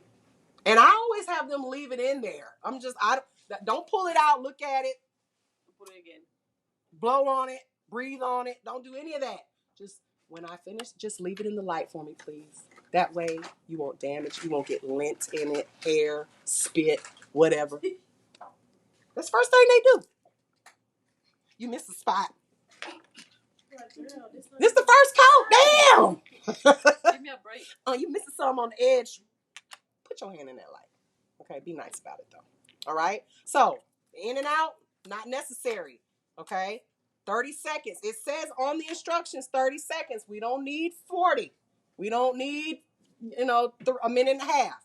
All right. Now, here's what people say. Well, Miss Mary, we go in for a second coat. Isn't it cured? No, you're curing that next layer. The bottom layer isn't even being seen anymore. It's been covered by a new layer. All right. Yeah. So, over curing. Now, we're talking about polish here. All right. Over curing is a thing, but don't think about it so much. So like, oh my God, you were in there 5 more seconds than you should have been. Okay. It's not that big of a deal. But this over and over and over, because I've seen it. I'm like, if you don't stop going in and out that light now, I'm going to turn it off. Turn it off. Okay. So, everybody got that? Over curing is a thing. All right. Now, I'm moving right along. Now, we talked about this already. Now let's talk about the different types of gels that we currently have in for use nowadays. Okay? Because you're going to hear several names when it comes to gel. First of all, did you guys even know there was a difference between gels? Hard gels, soft gels, why? What does that even mean? Right? So, hard gels, you will hear that term often referred by us old school folks as traditional gels. We might say traditional gel, hard gel, they use synonymously, right? But hard gels are very different than soft gels, obviously. Hard gels are used to build extensions, okay? Meaning you can make a nail that has a considerable amount of length on it. And when I say considerable, I do not mean a extendo, okay? Just a long nail, all right? Something, you can build it with a form, with tips, but you can extend it, all right? And the reason for that is it's a much stronger product. You said you've used Gel X before. Have you know that Gel X, that adhesive that you put on, if you've ever played with it, it's rubbery and movery and bendily and all of that stuff. I'm making up words. It's bendable, okay? So soft gel obviously is softer, okay? And it's more flexible. So you don't want to build a extension with a flexible product, okay? So let's talk about it. What is a soft gel? Well, we have determined that soft gels are also gel polishes, right? Can you build a nail with just gel polish? If you put a bunch of layers over and over, say you're doing a form or even on a tip, and you're just like, okay, I'm going to polish it red and then do another layer and another layer and another until it gets thick enough where you got a whole nail. Can you do that? No. Yes, you can do it. It's going to break. It's going to bend. It's going to flex. It's going to do all kinds of stuff. It's just not going to be strong, okay? So you cannot build an extension with a soft gel.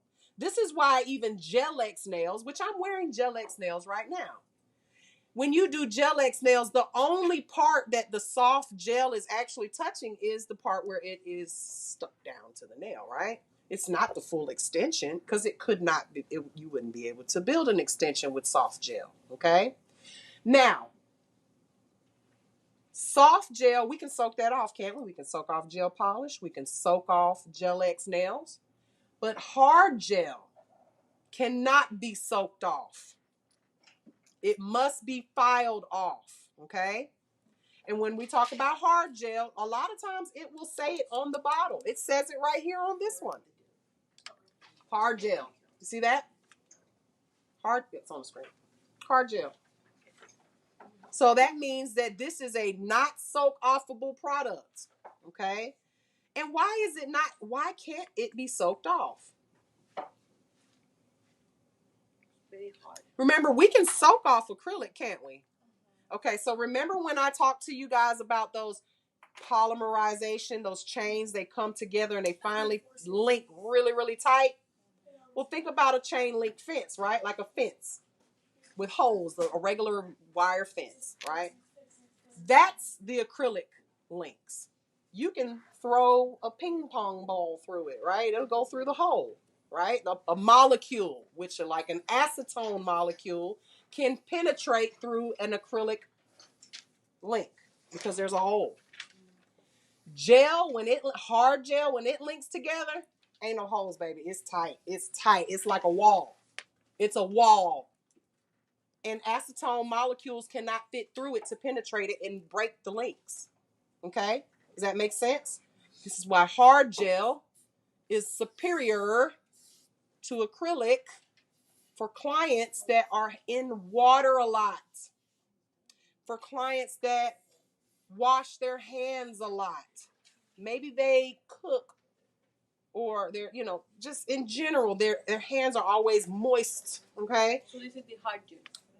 Hard gel is impenetrable. Oh, okay. Nothing can get through it. Not even acetone, water, nothing. Yes. So you think it's better than acrylic? It will last longer than acrylic? You know my answer to that? It depends. What if you got a client who is a hairstylist, but she beats up on her boyfriend every night, and she got acrylic or gel? Which one is gonna last? Neither. Right? Neither. So it depends on your lifestyle, right? But at the end of the day, I feel like gel is a superior product for clients that have lifting problems. Okay, and a lot of lifting comes from what you do with your hands. Sometimes it might not even be you, it might be them. So if you have a client who's shampooing hair all day and their acrylic is absorbing all that water, over time there will be brittle, the acrylic will get brittle, it'll start to crack and get crumbly, and gel just doesn't do that. Let me give you a visual. This will help. You see that concrete out there literally in the street, the road. It's old. It's got cracks in it. It's starting to crumble.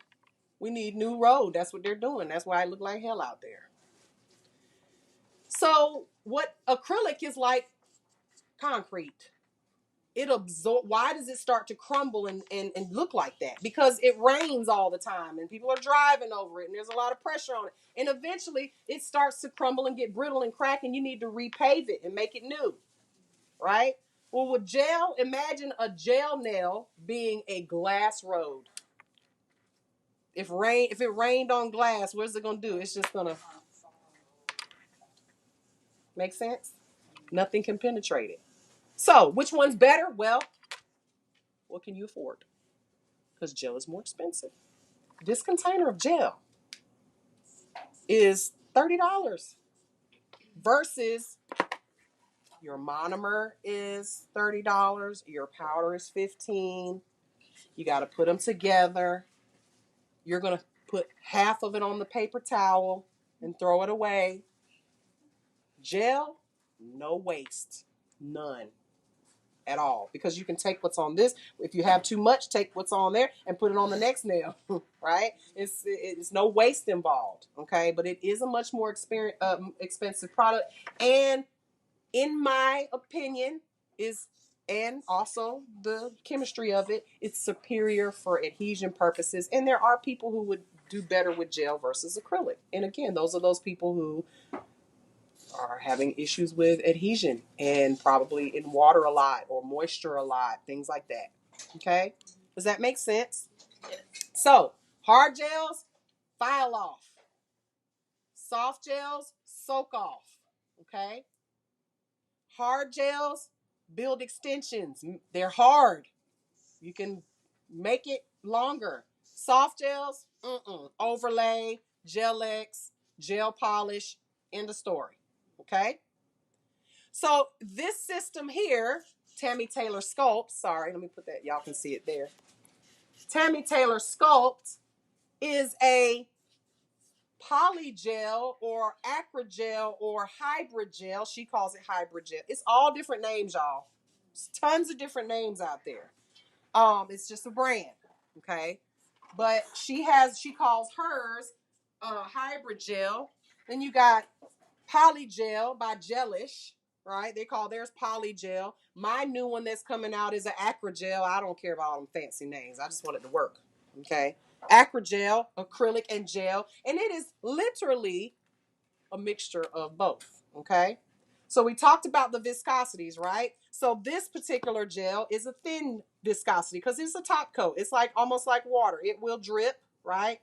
That's not like water, but you know, sugar water, right? It will drip. Then you've got your medium viscosity, which is what you're going to get today. This is a medium viscosity gel. And how do I know that? Because I can turn this over, right? And it's like molasses almost, right? This is a builder gel, okay? Then we have thick viscosity. And look how thick this is. It's literally just sitting in the pot like icing. It's just sitting there. It's like meringue, okay? It just sits, and when you use these particular types of products, the very thick ones, they tend to look bad before they look good because it's like using sticky paste or what. But pink and whites, ooh, baby, these are some pretty pink and whites, okay? That's pretty thick, but there ain't nothing thicker than Acrogel or Polygel or Sculpt, okay? This is going to come out like a constipated baby. My little niece used to do, I'll never forget the first time she was making them faces. That's how I feel when I'm squeezing this stuff out. Okay, it's thick. It's thick, thick, thick. Okay, y'all see that? And it will sit there just like that until you do something with it. Okay? So it doesn't like dry. Oh, it's very dry. But you have to use a moist brush to pat it and move it around. It's totally different than using acrylic or even liquid gel. Okay, medium viscosity gel. We'll get to that in a second. Okay, so this is mixed with acrylic and gel, so this is also a hard gel. Okay, has to be filed off. You need to know your products, you guys.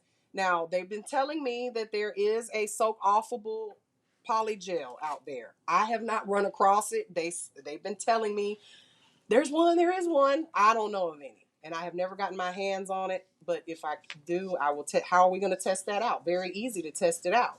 How would we test that out without having to put it on our nails or anybody else's nails to test it? Take a little doop, bloop, put it on a sculpting form, put it in the light, cure it, peel it off, put it in a little container of acetone, see if it melts. See if it, soaks. Okay? That's how you can test your gels. Okay? To see if they're soak offable. Thank you so much, y'all. All right. Everybody still with me? Now, bonding gels. The term bonding gel is one of those words that is kind of, there's several different names for bonding gels. It could be a base gel, bonding gel, foundation gel. At the end of the day, it is your base coat. Okay? It's your base coat that you need to help with adhesion of your product. Now, remember I told you with gel polish, like if you're putting gel polish on top of acrylic, you don't need the base. But what if you're building a nail with a tip or with sculpting a sculpting form and you're building it with 100% gel? Do you need a base? Because you're going to be having a natural nail exposed. You got your nude naked nail right there exposed. We put the form on it. Do I need a base? Yes, because there's what there? A natural nail. Okay? So if you're doing gel nails, not acrylic, but if you're a gel nail technician, do you need a base? Absolutely. Yes. You need a base because you're going to be building that nail off of that natural nail. Okay? Now, what does it do? Some of them, now all bonder gels need to be put in the light, okay? They have to be cured. This is not one of those things you lay it on there and then you just start laying your gel on top of it. Every layer needs to be cured, okay? Now, sometimes depending on the line that you're using, for instance, I'm going to use Gel-X for an example. They have in their Gel-X kit, when they sell it to you, a dehydrator, a primer, the gel the gel in the pot, the adhesion gel, your tips or whatever. But there's no base gel. There's no bonding gel necessary. And that's because of the way their product is set up, that their chemistry behind it. You just use the gel, the bonding gel, or the adhesive gel that you use to press it on. You put a little thin layer, cure it, and then fill it in and put it on. I did a whole Gel-X demonstration live on YouTube, and the replay is there. These nails that I'm wearing right now. You guys want to know how to properly put on Gel-X. Okay? But they don't have a bonding gel. They just tell you to just go right in after your dehydrator primer and apply the adhesive and press it on, right? Well, not everybody's like that. Some brands require you to have a base. So just make sure you're doing what? Reading the instructions or, finding out about that product so that you put it on properly. Now, bonding gels come in various viscosities. Remember the thickness, but they're generally thinner in viscosity because it's just a base. We don't want it to be super thick. We just need it to be, there as our adhesion. There's several different kind of bases out there. You guys heard of rubber bases? Anybody ever heard of a rubber base? People are like, what is it, made out of rubber? No, it's just called a rubber base. It's just the name. I mean, it is usually a little fluffier, a little thicker, okay? So that it gives you a little bit more structure. A lot of times I like to use rubber bases on my natural nail to give it some, because you know our nails are thin. They're never really as thick as we want them to be when you're doing like a structured gel manicure. But don't get so hung up on those names, you guys. It's really just a double-sided sticky tape. Okay. Now, moving right along. Builder gels, which that's what this is, but it comes in a pot if you're buying it for yourself, right? Like that. Builder gels are for you to build the nail. And you generally are going to put this on in layers. It just depends on the color of the gel that you're using. If you're using a very opaque, meaning you can't see through it, for instance, this white gel right here, I wouldn't want to put a big blob on there because what's going to happen? When I cure it, it'll be cured on the top, but it will be mushy in the middle. And you know when you're going to find that out? When you go to the clients be like, I'm ready to take them off, or you want to cut them down, and you go to cut them down and you get to the white part and you squeeze it like a pimple and it comes out like Dr. Pimple Popper. All this wet gel on the inside. And the client's been wearing wet gel on their nails for however many weeks, months, whatever. That's not good. So these opaque ones, you really need to put them in thinner layers and cure them each layer. Okay, it's very important. Now, if it's a clear nail, clear gel, like what you guys are going to get today, you might get away with just a big old blob on there. But what happens if you use a whole lot of gel and you put it in this light? You're going to get that what? Burn. It's going to burn.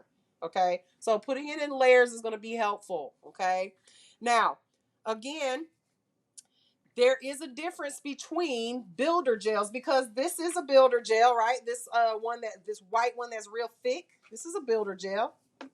But this is also a builder gel. Let's see which one is the one I want to use. That's like this one. This is also a builder gel. Let me put this on the screen for y'all. They're both builder gels. What do you notice about this one though? The pink one. It's flat. What about the white one is not? It looks like it's, you know, like lemon meringue pie. There's little spikes and stuff sticking on it. It's stuck in time. It's in the Matrix. Matrix is such a good movie. Y'all don't never know my Matrix movie quotes. Anyway, so you said this one's flat. What is another word for flat when we're talking about gel in the comparison to these two? If it's flat, that means it's level. And this one, this white one, is not. So this one is a self-leveling gel, meaning I can pick it up in a big old circle blob, put it and lay it on this paper, and if I walk away and come back, it's going to be a pancake, right? Whereas this white one, if I pick up a blob, lay it on this paper right here, walk away, it's going to be stuck in the same shape that I left it in. It's not self-leveling, okay? Polygel, is it self-leveling or is it non-self-leveling? No, it ain't leveled at all. It's still sitting there, just like a little constipated baby. Got to squeeze it out. Help them out there. Okay? So that's non-self-leveling. So, you guys, if non-self-leveling gel is not easy to work with in the beginning, so you're going to want to try to work with gels that self-level until you get, you know, a little more experience. So you guys are going to be getting a self-leveling gel today. Okay? To work with. Now, they tend to come in a pot like this, okay? But we also know that polygels come in a tube, but they also come in a pot too. Nowadays, you can buy them in a pot. All right? So polymer gels or polygels have a super thick viscosity, and they're typically packaged in tubes, like I said, and nowadays they come in several colors, not just pink, whites, and nudes and stuff like that. You can get them in pink, purple, glitter, all of that stuff. Don't buy those. You got pink glitter and all that polish. You got pink glitter and all that jet glitter. You don't need to buy all that mess. Get the clear, get the pink, and polish that nail glitter red if you want glitter nails. I just spend your money on glitter. Not all these products you don't need. However, whatever floats your boat. Okay, it's not. I know there's somebody gonna be mad at me. I got a friend who sells a bunch of different colors. I'm sorry. Don't need that. It requires maintenance every 2 weeks, just like any other product, and the removal is done by filing because it is a what? What kind of gel? Hard. Yes. It's right there too.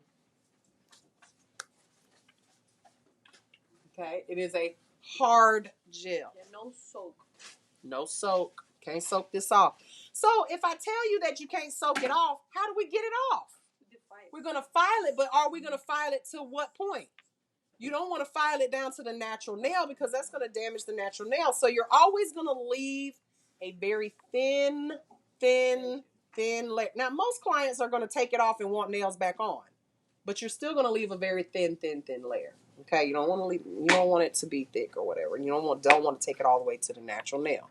And then put product right back on top of it as long as it's not lifting. Okay? Everybody's still with me? Yes. Okay. Can I move forward? Because everyone's writing? Okay. All right. Now, soak off gels, pigmented gels. These are your gel polishes. Here we have the whole Valentino color polish line. These again, you can find gel polishes that are hard gels. This is one. This has to be filed off. It can't be soaked off. It's a hard gel. Okay, but then our traditional gels can be soaked off. The ones that the gels that we have nowadays can be soaked off. Most of them. I've had this a long time, but they still sell it. All right. Finishing gels. What is a finishing gel? It's just a fancy schmancy word for top coat. Okay. And when you're done with your service, you're going to go over those nails with a finishing gel, a top coat. And there are 2 different types. You have your tack-free or non-wipe top coats, which is generally nowadays the standard. Okay.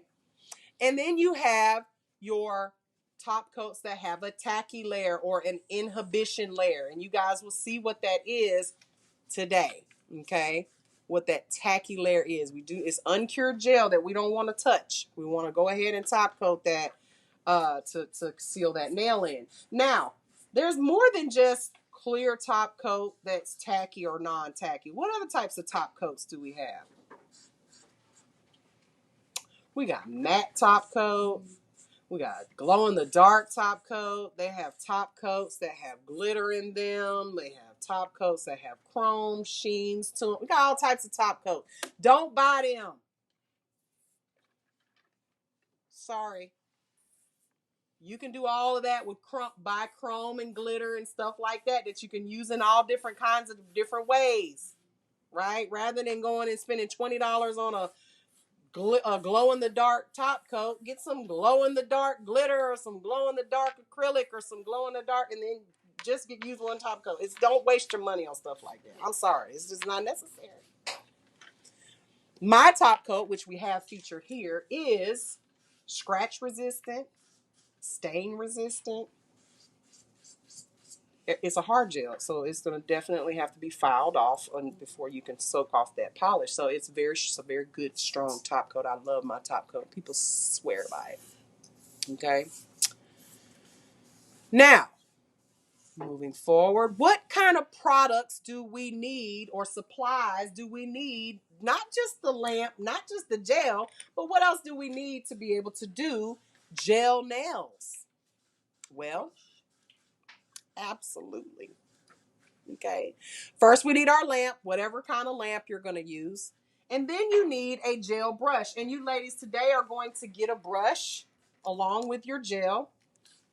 Okay. And this is, okay, this one.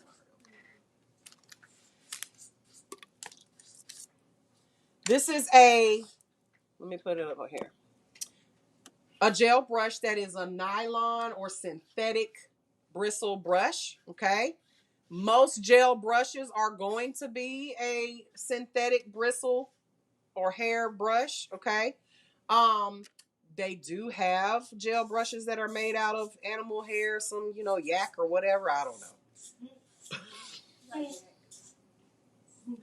I don't know. But in general, they're going to be a synthetic brush. Okay. Now, this brush is not an expensive, fancy brush because you guys, no matter what, somebody in here is going to ruin it today. One of y'all gonna ruin your brush today. Somebody, y'all prove me wrong, okay? And sometimes you ruin it and then you don't tell me. You just be like, well, I'm just gonna go buy another one. I'm not Miss Mary to know. But this is a size 8 UV brush, gel brush. Okay. And how does this brush get ruined? Well, very easily because let's talk about it. This is an LED light, right? This is. What is this? Is this an LED light? Sure is. What is that? That's an LED light. I mean, we got UV light coming through the window. So these lights, although they are not as strong as these, over time, if you let this sit here, and that bulb in your lamp is a LED lamp. Bulb, I mean. So you got to make sure that your product is not being exposed to light or your brush for too long of a period, or it will cure. It will get hard and it will be unusable because this is hard gel. So what can we soak it up? Can we put this in the brush bath? No, it ain't gonna work. Just use it to scratch your head with because that's what it's gonna be, hard, and you ain't gonna do nothing with it. Okay, so you need the gel brush, and also you guys are gonna be practicing today. Okay. And you're going to have this lamp facing you because that's what you do when you practice, right? You're going to have it facing you instead of turned away from you. And when you have it facing you, this light spills out. You got your brush right here. Boom, cured. Dead. It's dead. Can't use it no more. Okay? Now, you're also going to need bonding gel or primer. You guys aren't going to need that because we're not working on humans. We're going to be working on our fingers. Your building gel, and then also a finishing gel. So I'm going to want you guys Takia's way back there in the back, but because we have a limited amount of lights in here, we won't have one for everybody. I'm going to want you guys to kind of either sit like beside each other like this so that we can have a lamp in between. I'm going to let y'all use my lamp. We got Old Faithful here. We do have this one here. We got 3, but we don't have 4. So you're going to have, because they're using them too. You're going to have your finishing gel, and I have some top coats over here for you guys to play with and use if you want to apply gel polish to your finished nails, because that will give you 2 grades. You're going to build a nail, and then you're going to put a gel polish on it, and you get 2 grades, okay? I'm going to do a demonstration in a minute. Build nail and put gel polish. You'll get 2 grades for that. You're also going to need a nail tip or a nail form. If you're going to be doing extensions, you're going to need cleanser. What is nail cleanser, you guys? Basically, I make my own cleanser. So y'all can go and y'all can buy Young Nail Swipe, which is like $20 for a bottle of alcohol with some blue coloring in it. Again, you don't need that. Make your own. 2 parts alcohol, 1 part acetone. And if you want it to be pink, put some pink food coloring in it. I don't know. 2 parts alcohol. 2 parts alcohol, 1 part acetone. I make my own. I put it in a little spray bottle like this. So that would mean if we broke this up into 3 parts, it would be this much alcohol and this much acetone. Shake it up, mix it up, and that's going to give you a nice cleanser. Okay, and you don't have to go out there and buy no fancy schmancy cleansers, or you can just use 99% alcohol. Okay. You'll also need files and buffers. Now with gel, let me point this out. Gel is a soft product. Isn't that's crazy what I just said. I just told you we got hard gel, soft gel, but now I'm telling you it's a soft product. What do I mean by that? Well, acrylic is kind of like concrete. If you lay too much acrylic and you'll be filing for 100 years. It's like, and you need a high grit file, all of that stuff.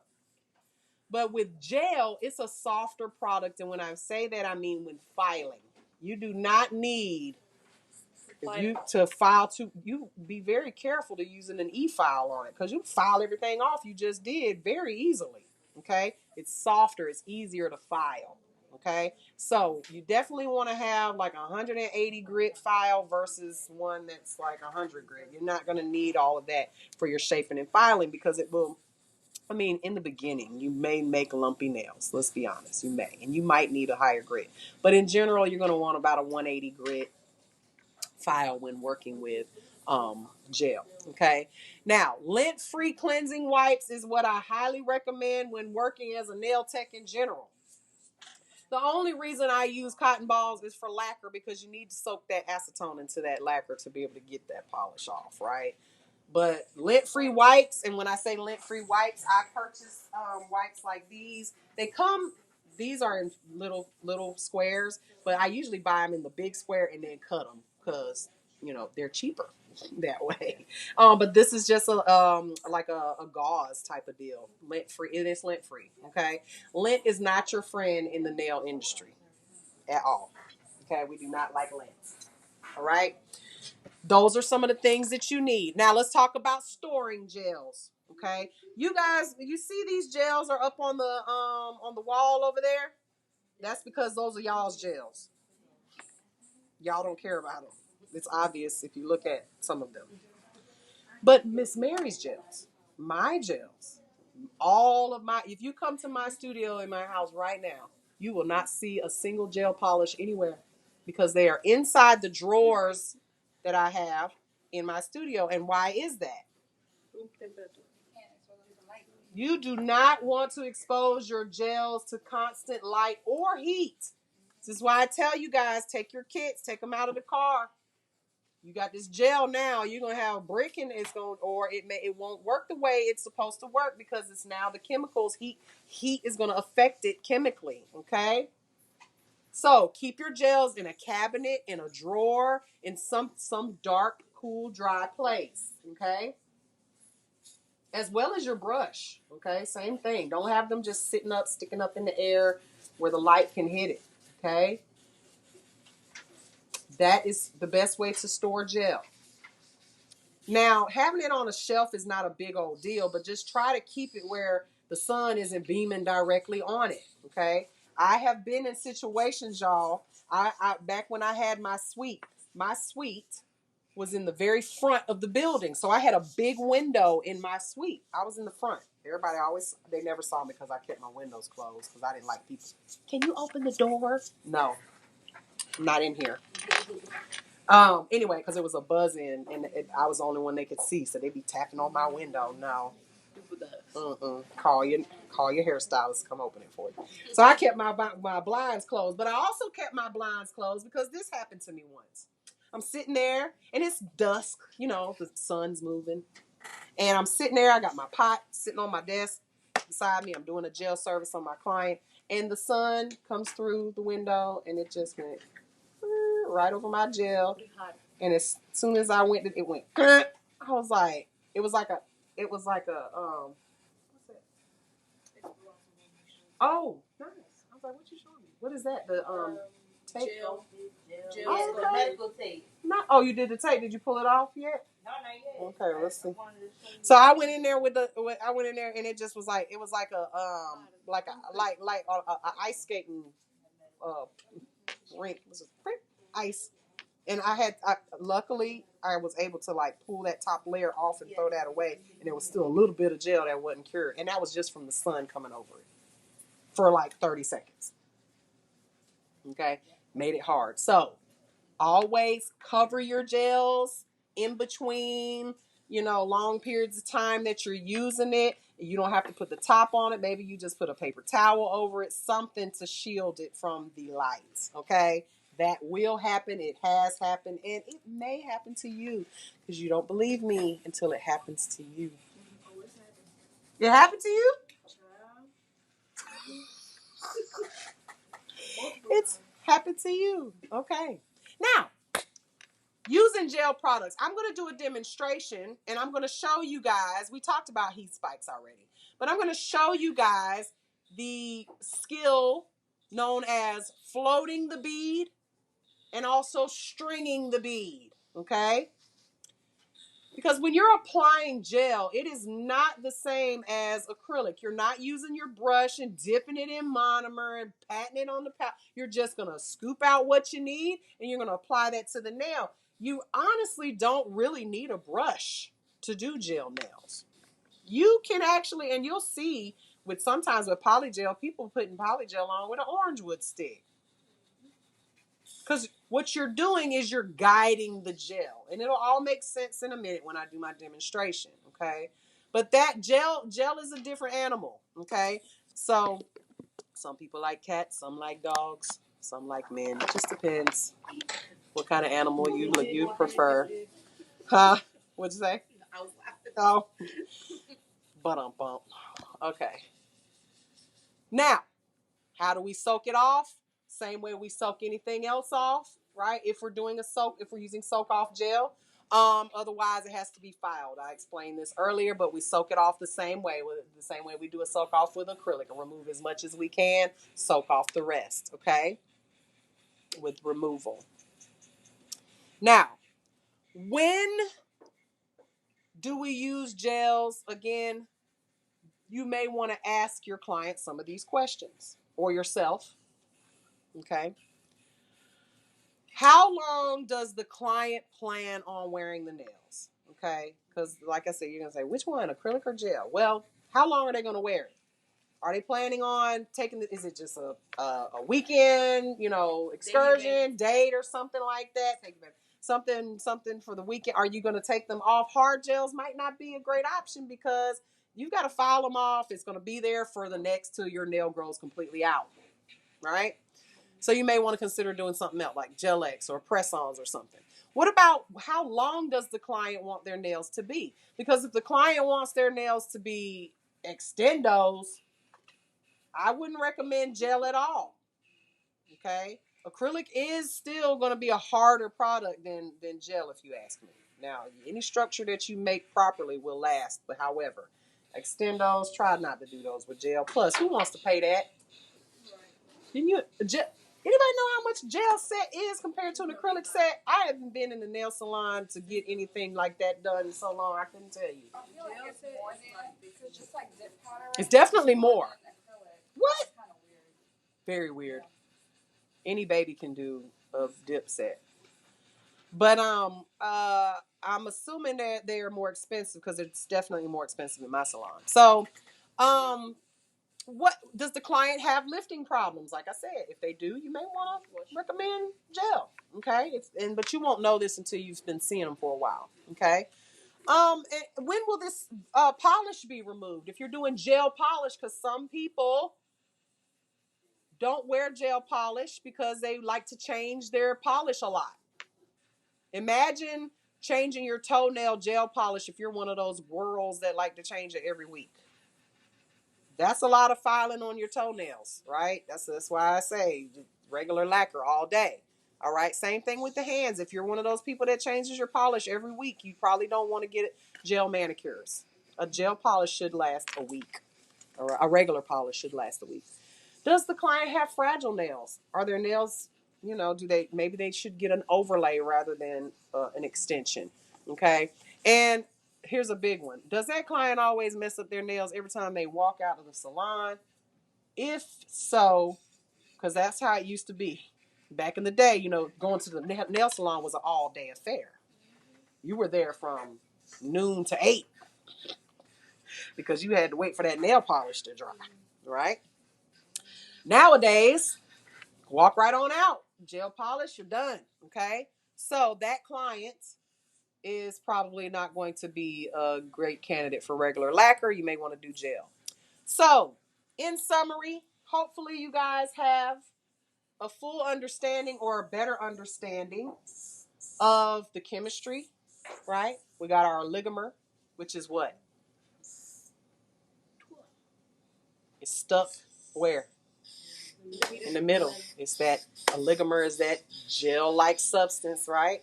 Our photoinitiators is our molecule that requires the light to do what? Cure it, right? So you guys understand how that works. and the different types of gels that you guys can start playing with and learning about. You guys now know that they're out there, as well as the supplies you need, okay, and what you don't need, what kind of lights you need, also how to store it, remove it, and when to use it. Everybody agree? Yes. All right. Then I did my job today. Yay! Third time's a charm. Yay! Yay! So now let's do the demonstration. Okay. So I'm gonna use my lamp here. So you guys are going to receive one of these gel brushes, also a container of gel, and we refill this if you run out. This is just, squeeze and squeeze, call it a day, right? Do you got that other cap? Probably. You can have that cap that was on this one. Oh, here it is. Okay. Let me, she's going to give you that stuff, but I want you guys to watch first. I want you guys to watch me first. No. Also, we're wearing gloves today, right, ladies? Please wear gloves. Do not touch gel or mess with gel without gloves, okay?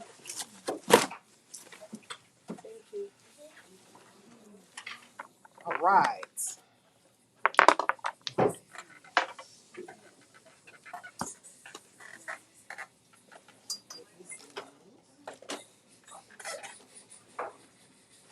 Let me grab another box.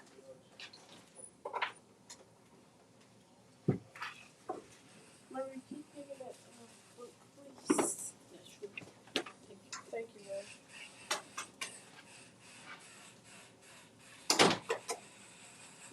There's a new box of gloves. Okay.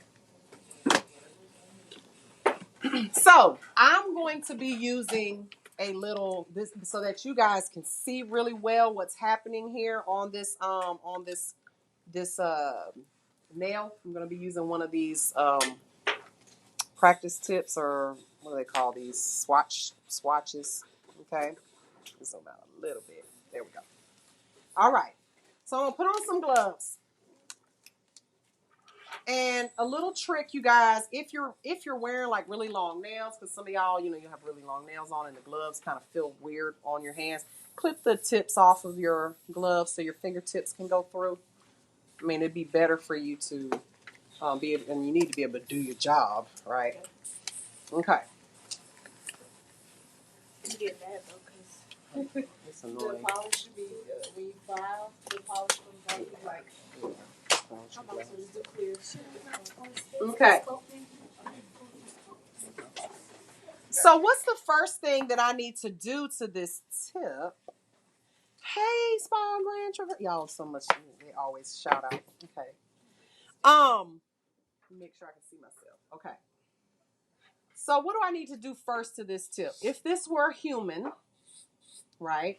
A human, I'm going to actually, and I am going to use I think I'm going to use a base gel.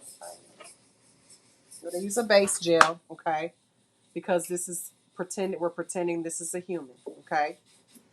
What am I going to do first? Prep it. And how do I prep it? We're going to push the cuticle, okay? Push the cuticle back. Yes. And then what? Buff. File buff, right? We're going to etch the nail in.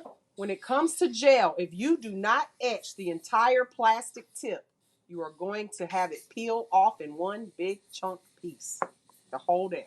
You cannot, slick to slick does not stick in the gel world, okay? For real.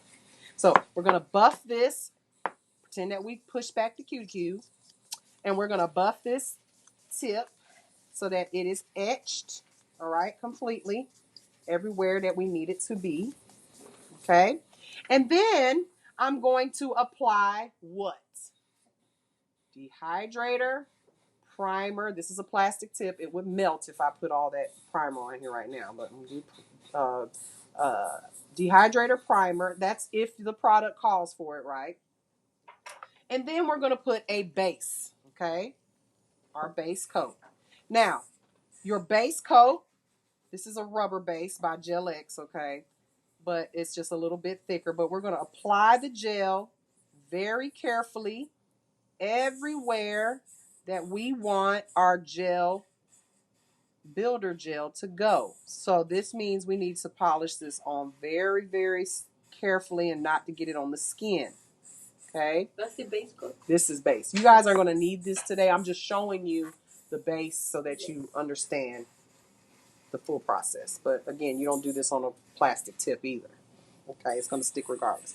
Now, this gel right here is a 30-second cure. Okay, this is an LED/UV lamp. So how many seconds do I need to go in this? 30 seconds. Okay, 30 seconds. And this lamp has a feature that it will turn off if you sit for too long so the battery don't go dead. That's another good thing. So, it keeps the battery charged up. So, you got to just reset it, turn it back on and off. Now, it's going in for 30 seconds. I'm going to press the 30-second button because the sensor won't work on that little skinny thing. Now, your gel that you're going to get, this is, again, IDD gel. It's clear.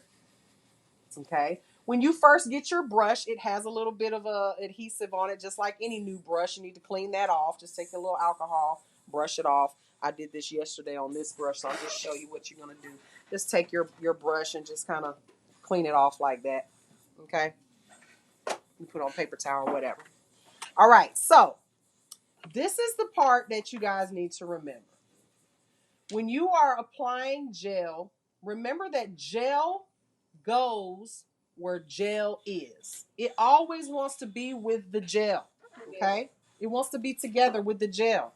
That means that if you put gel on the skin, when you lay this gel down, and if you cured it and you got it on the skin and you go in to lay more gel down, guess where the new gel is going to want to slide over to and hang out with? The gel that's on the skin.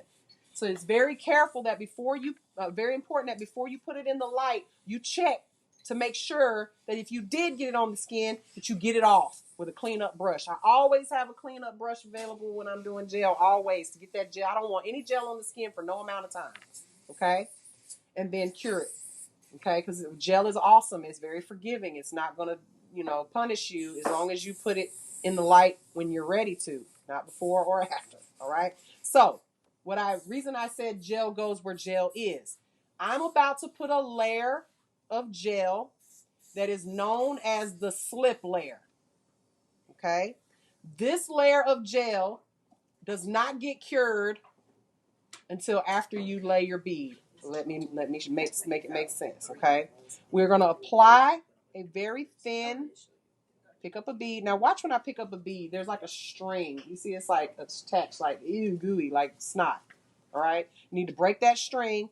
Either take it from side to side or just twist your brush around like that. And you see this is a medium viscosity gel here. Okay? So it will self-level, right? You see it's self-leveled in the pot. So what I'm going to do is I'm going to brush on a layer of gel. Just brush it on with your brush, and it will look very streaky at first, okay? But watch. It's got lines in it right now, right? But it will Disappear. self-level, okay? Right? So you apply the gel on there. It's already done it. The lines have disappeared. It's nice and smooth, okay? This layer is your slip layer. We don't cure this one like we did our base, okay? The reason we want this slip layer is because remember what I said, gel goes where gel is. So when I apply this layer and then I pick up a big bead and I lay the big bead to start building it, I can just lay that bead and let it go and just watch it just spread out because it's going to want to go and hang out with its friends and level out by itself. Now, if you were to cure this and then put a bead on there, it probably will, but it'll just, because the gel is cured now, it's not wet. So it's going to be like, I'm going to stay right here. Okay? So that slip layer stays uncured. Then we're going to pick up a bigger bead. Now watch what happens here. This one is a big bead, but this is a big nail. Okay? I broke my string. This is what we call floating the bead. But first, I'm going to take my product and I'm going to roll it off of my brush. Notice I'm twisting my brush and getting all the product off of there. And then do a little swoop like an ice cream cone. Okay? Now you'll notice if I hold this, just hold it and give it some gravity, it will slide all the way down this nail right to the tip. And I ain't got to do nothing because the slip layer is guiding it to where it needs to go. But ain't nobody got time for that. You're not just going to sit there and just be like, all right, girl, I put all the gel. What you do this last weekend and just wait for it to fly down to the bottom. No, we're going to do what's called floating the bead. Okay. So what that means is, see, it's running down there, and look at it from the side. It's level. Isn't it? It's higher because it hasn't made it down, but it's level. Gel it's telling you, it's awesome. Now, what we're going to do is float the bead. So what we do when we're floating the bead, I need more product anyway. I'm going to pick up another bead here, and I'm going to roll that off, right? Add that to what I got. And I'm going to make contact with the gel. Just make contact. This is why I said you could do this with an orange wood stick. I'm not brushing anything with it. I'm just going to take this bead and I'm going to float it down the nail. Just in like a little U-shaped pattern all the way down. All the way down. We're just guiding it, floating it down the nail. Okay. You see the sides are bulging a little bit? I don't like that. So what am I going to do? I'm going to make contact here and bring it where it belongs. See that? Now, it will self-level on its own, but a little trick that you will see sometimes is nail tech. See how it's self-leveling all on its own? You'll see nail techs do this number. Turn it upside down. Why? Because gravity is now going to make it form an apex all by itself. Because when I turn this back over, you'll see that now I've got way too much gel in the wrong place, right? Because I added that bead, but look at the bump. You see the bump? You see that? So I can bring this back.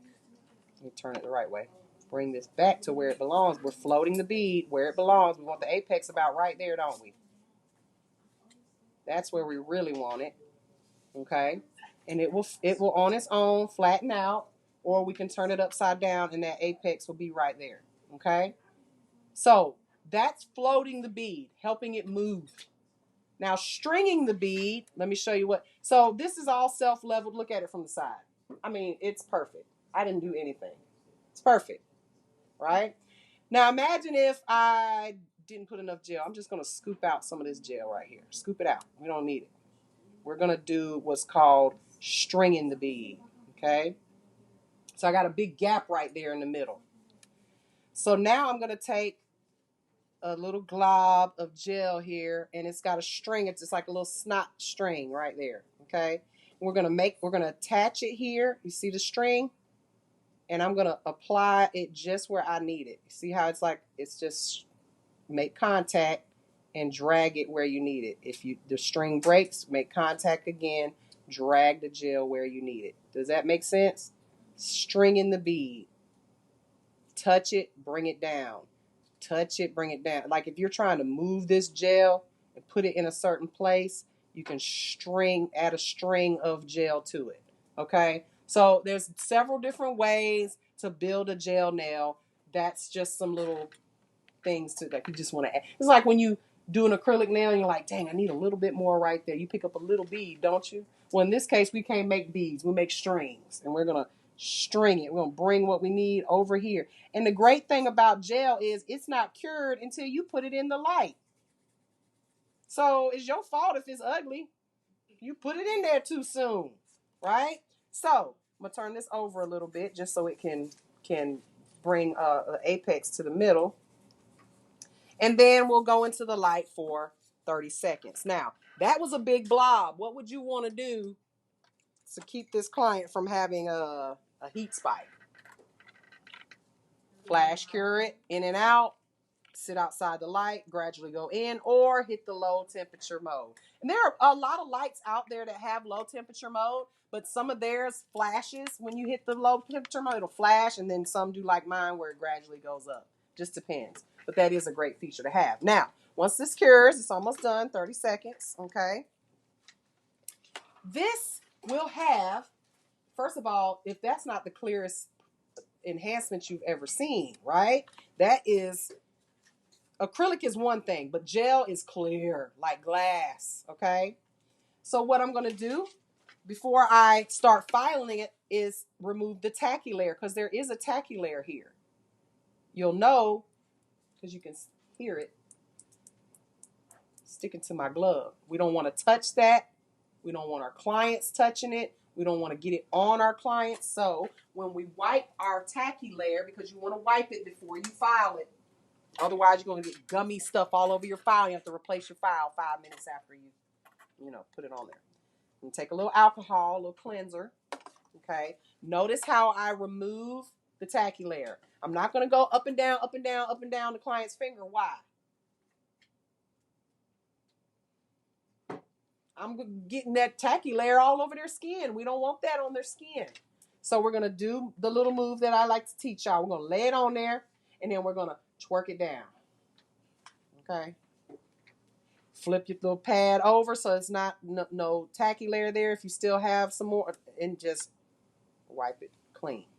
You'll notice it's still shiny, but it's not top coat shiny, right? It's not top coat shiny. So this nail is perfect, y'all. We don't really have to do much filing at all, but we did build it. So what do? Do our shaping technique, sidewalls, and then we're going to use this 180 grit file, because we don't have to file. We don't have to use a really, really, really strong file. Now, if you got a bunch of lumps, you might need to, but in this case, you see how perfect the gel laid. Okay, perfect. And that is a overlaid gel nail right there. Okay. And then you could either polish it, which I'm going to encourage you guys to polish it today. So to polish it, what do we do? Are we going to use a base or a base on this? Do not need a base. We're going to just go right in with our polish, right? And your polish is going to tell you if your nail is perfect or not, isn't it? It tells on you every time. It's a long nail, y'all. Long. Woo. Okay. And then that's 30 seconds in the light. 2 coats. Top coat. Okay. So what you guys are going to be doing today, sticks, glue on a tip. Don't make a long one. You don't have to. Okay. We're just going to glue on a little, doing overlays today. Okay. The short full coverage tip. Okay. Any size. Get the box that has, the graveyard. We call it, what isn't that, the graveyard? The graveyard, where all the spilt tips go. Get that, glue you on adhere a bunch of tips to it, and then, or if some of y'all probably went and got you some of the practice tips. I mean, just to see what they do over there. You're going to lay some gel on top of it. That's going to give you a grade, 5 fingers, and then polish it with some gel polish. See, because you guys, sure you want to play with some gel polish, right? And they'll get you 2 grades for that same set. It'd be like a full set if you polish it. You don't have to polish it. You can just do gel. But that's going to give you a little quick extra grade, okay? Easy peasy. And we've got, they hogging them over there. I ain't going to even lie. They tripping. They tripping. They got them all. Queen got 55 sticks over there. But we do got some more. I'm just joking. We got some more. Some tips. So we may have to pluck some stuff off. But that's what we're going to be doing today. Okay? All right. So, gel. Let me put this last coat on here real quick. And I have some top coat up here for you guys to use for your gel today. If you want to use a top coat on top of it, I strongly recommend. Make sure this is tickled pink, y'all. I love this color. Okay, and that's it. Miss Mary, can you explain the grades? What do you mean the grades? They have to do a certain amount of services in order to graduate. So they have to do like, I think it's 30 UV gel services or 20. 20, I think. They have to do 20. So those are, they're graded on, you know, how many they do. Those are the hours that they do. Okay? You're welcome. You're welcome. You're welcome. Hey, Grace. Okay. And for those of you that want to replay, it's on YouTube. The replay is on, we are live on YouTube. The replay is on YouTube. Okay? Hold on, let me put this top coat on there. Builder gel is a soft gel. You was late for class. You missed it.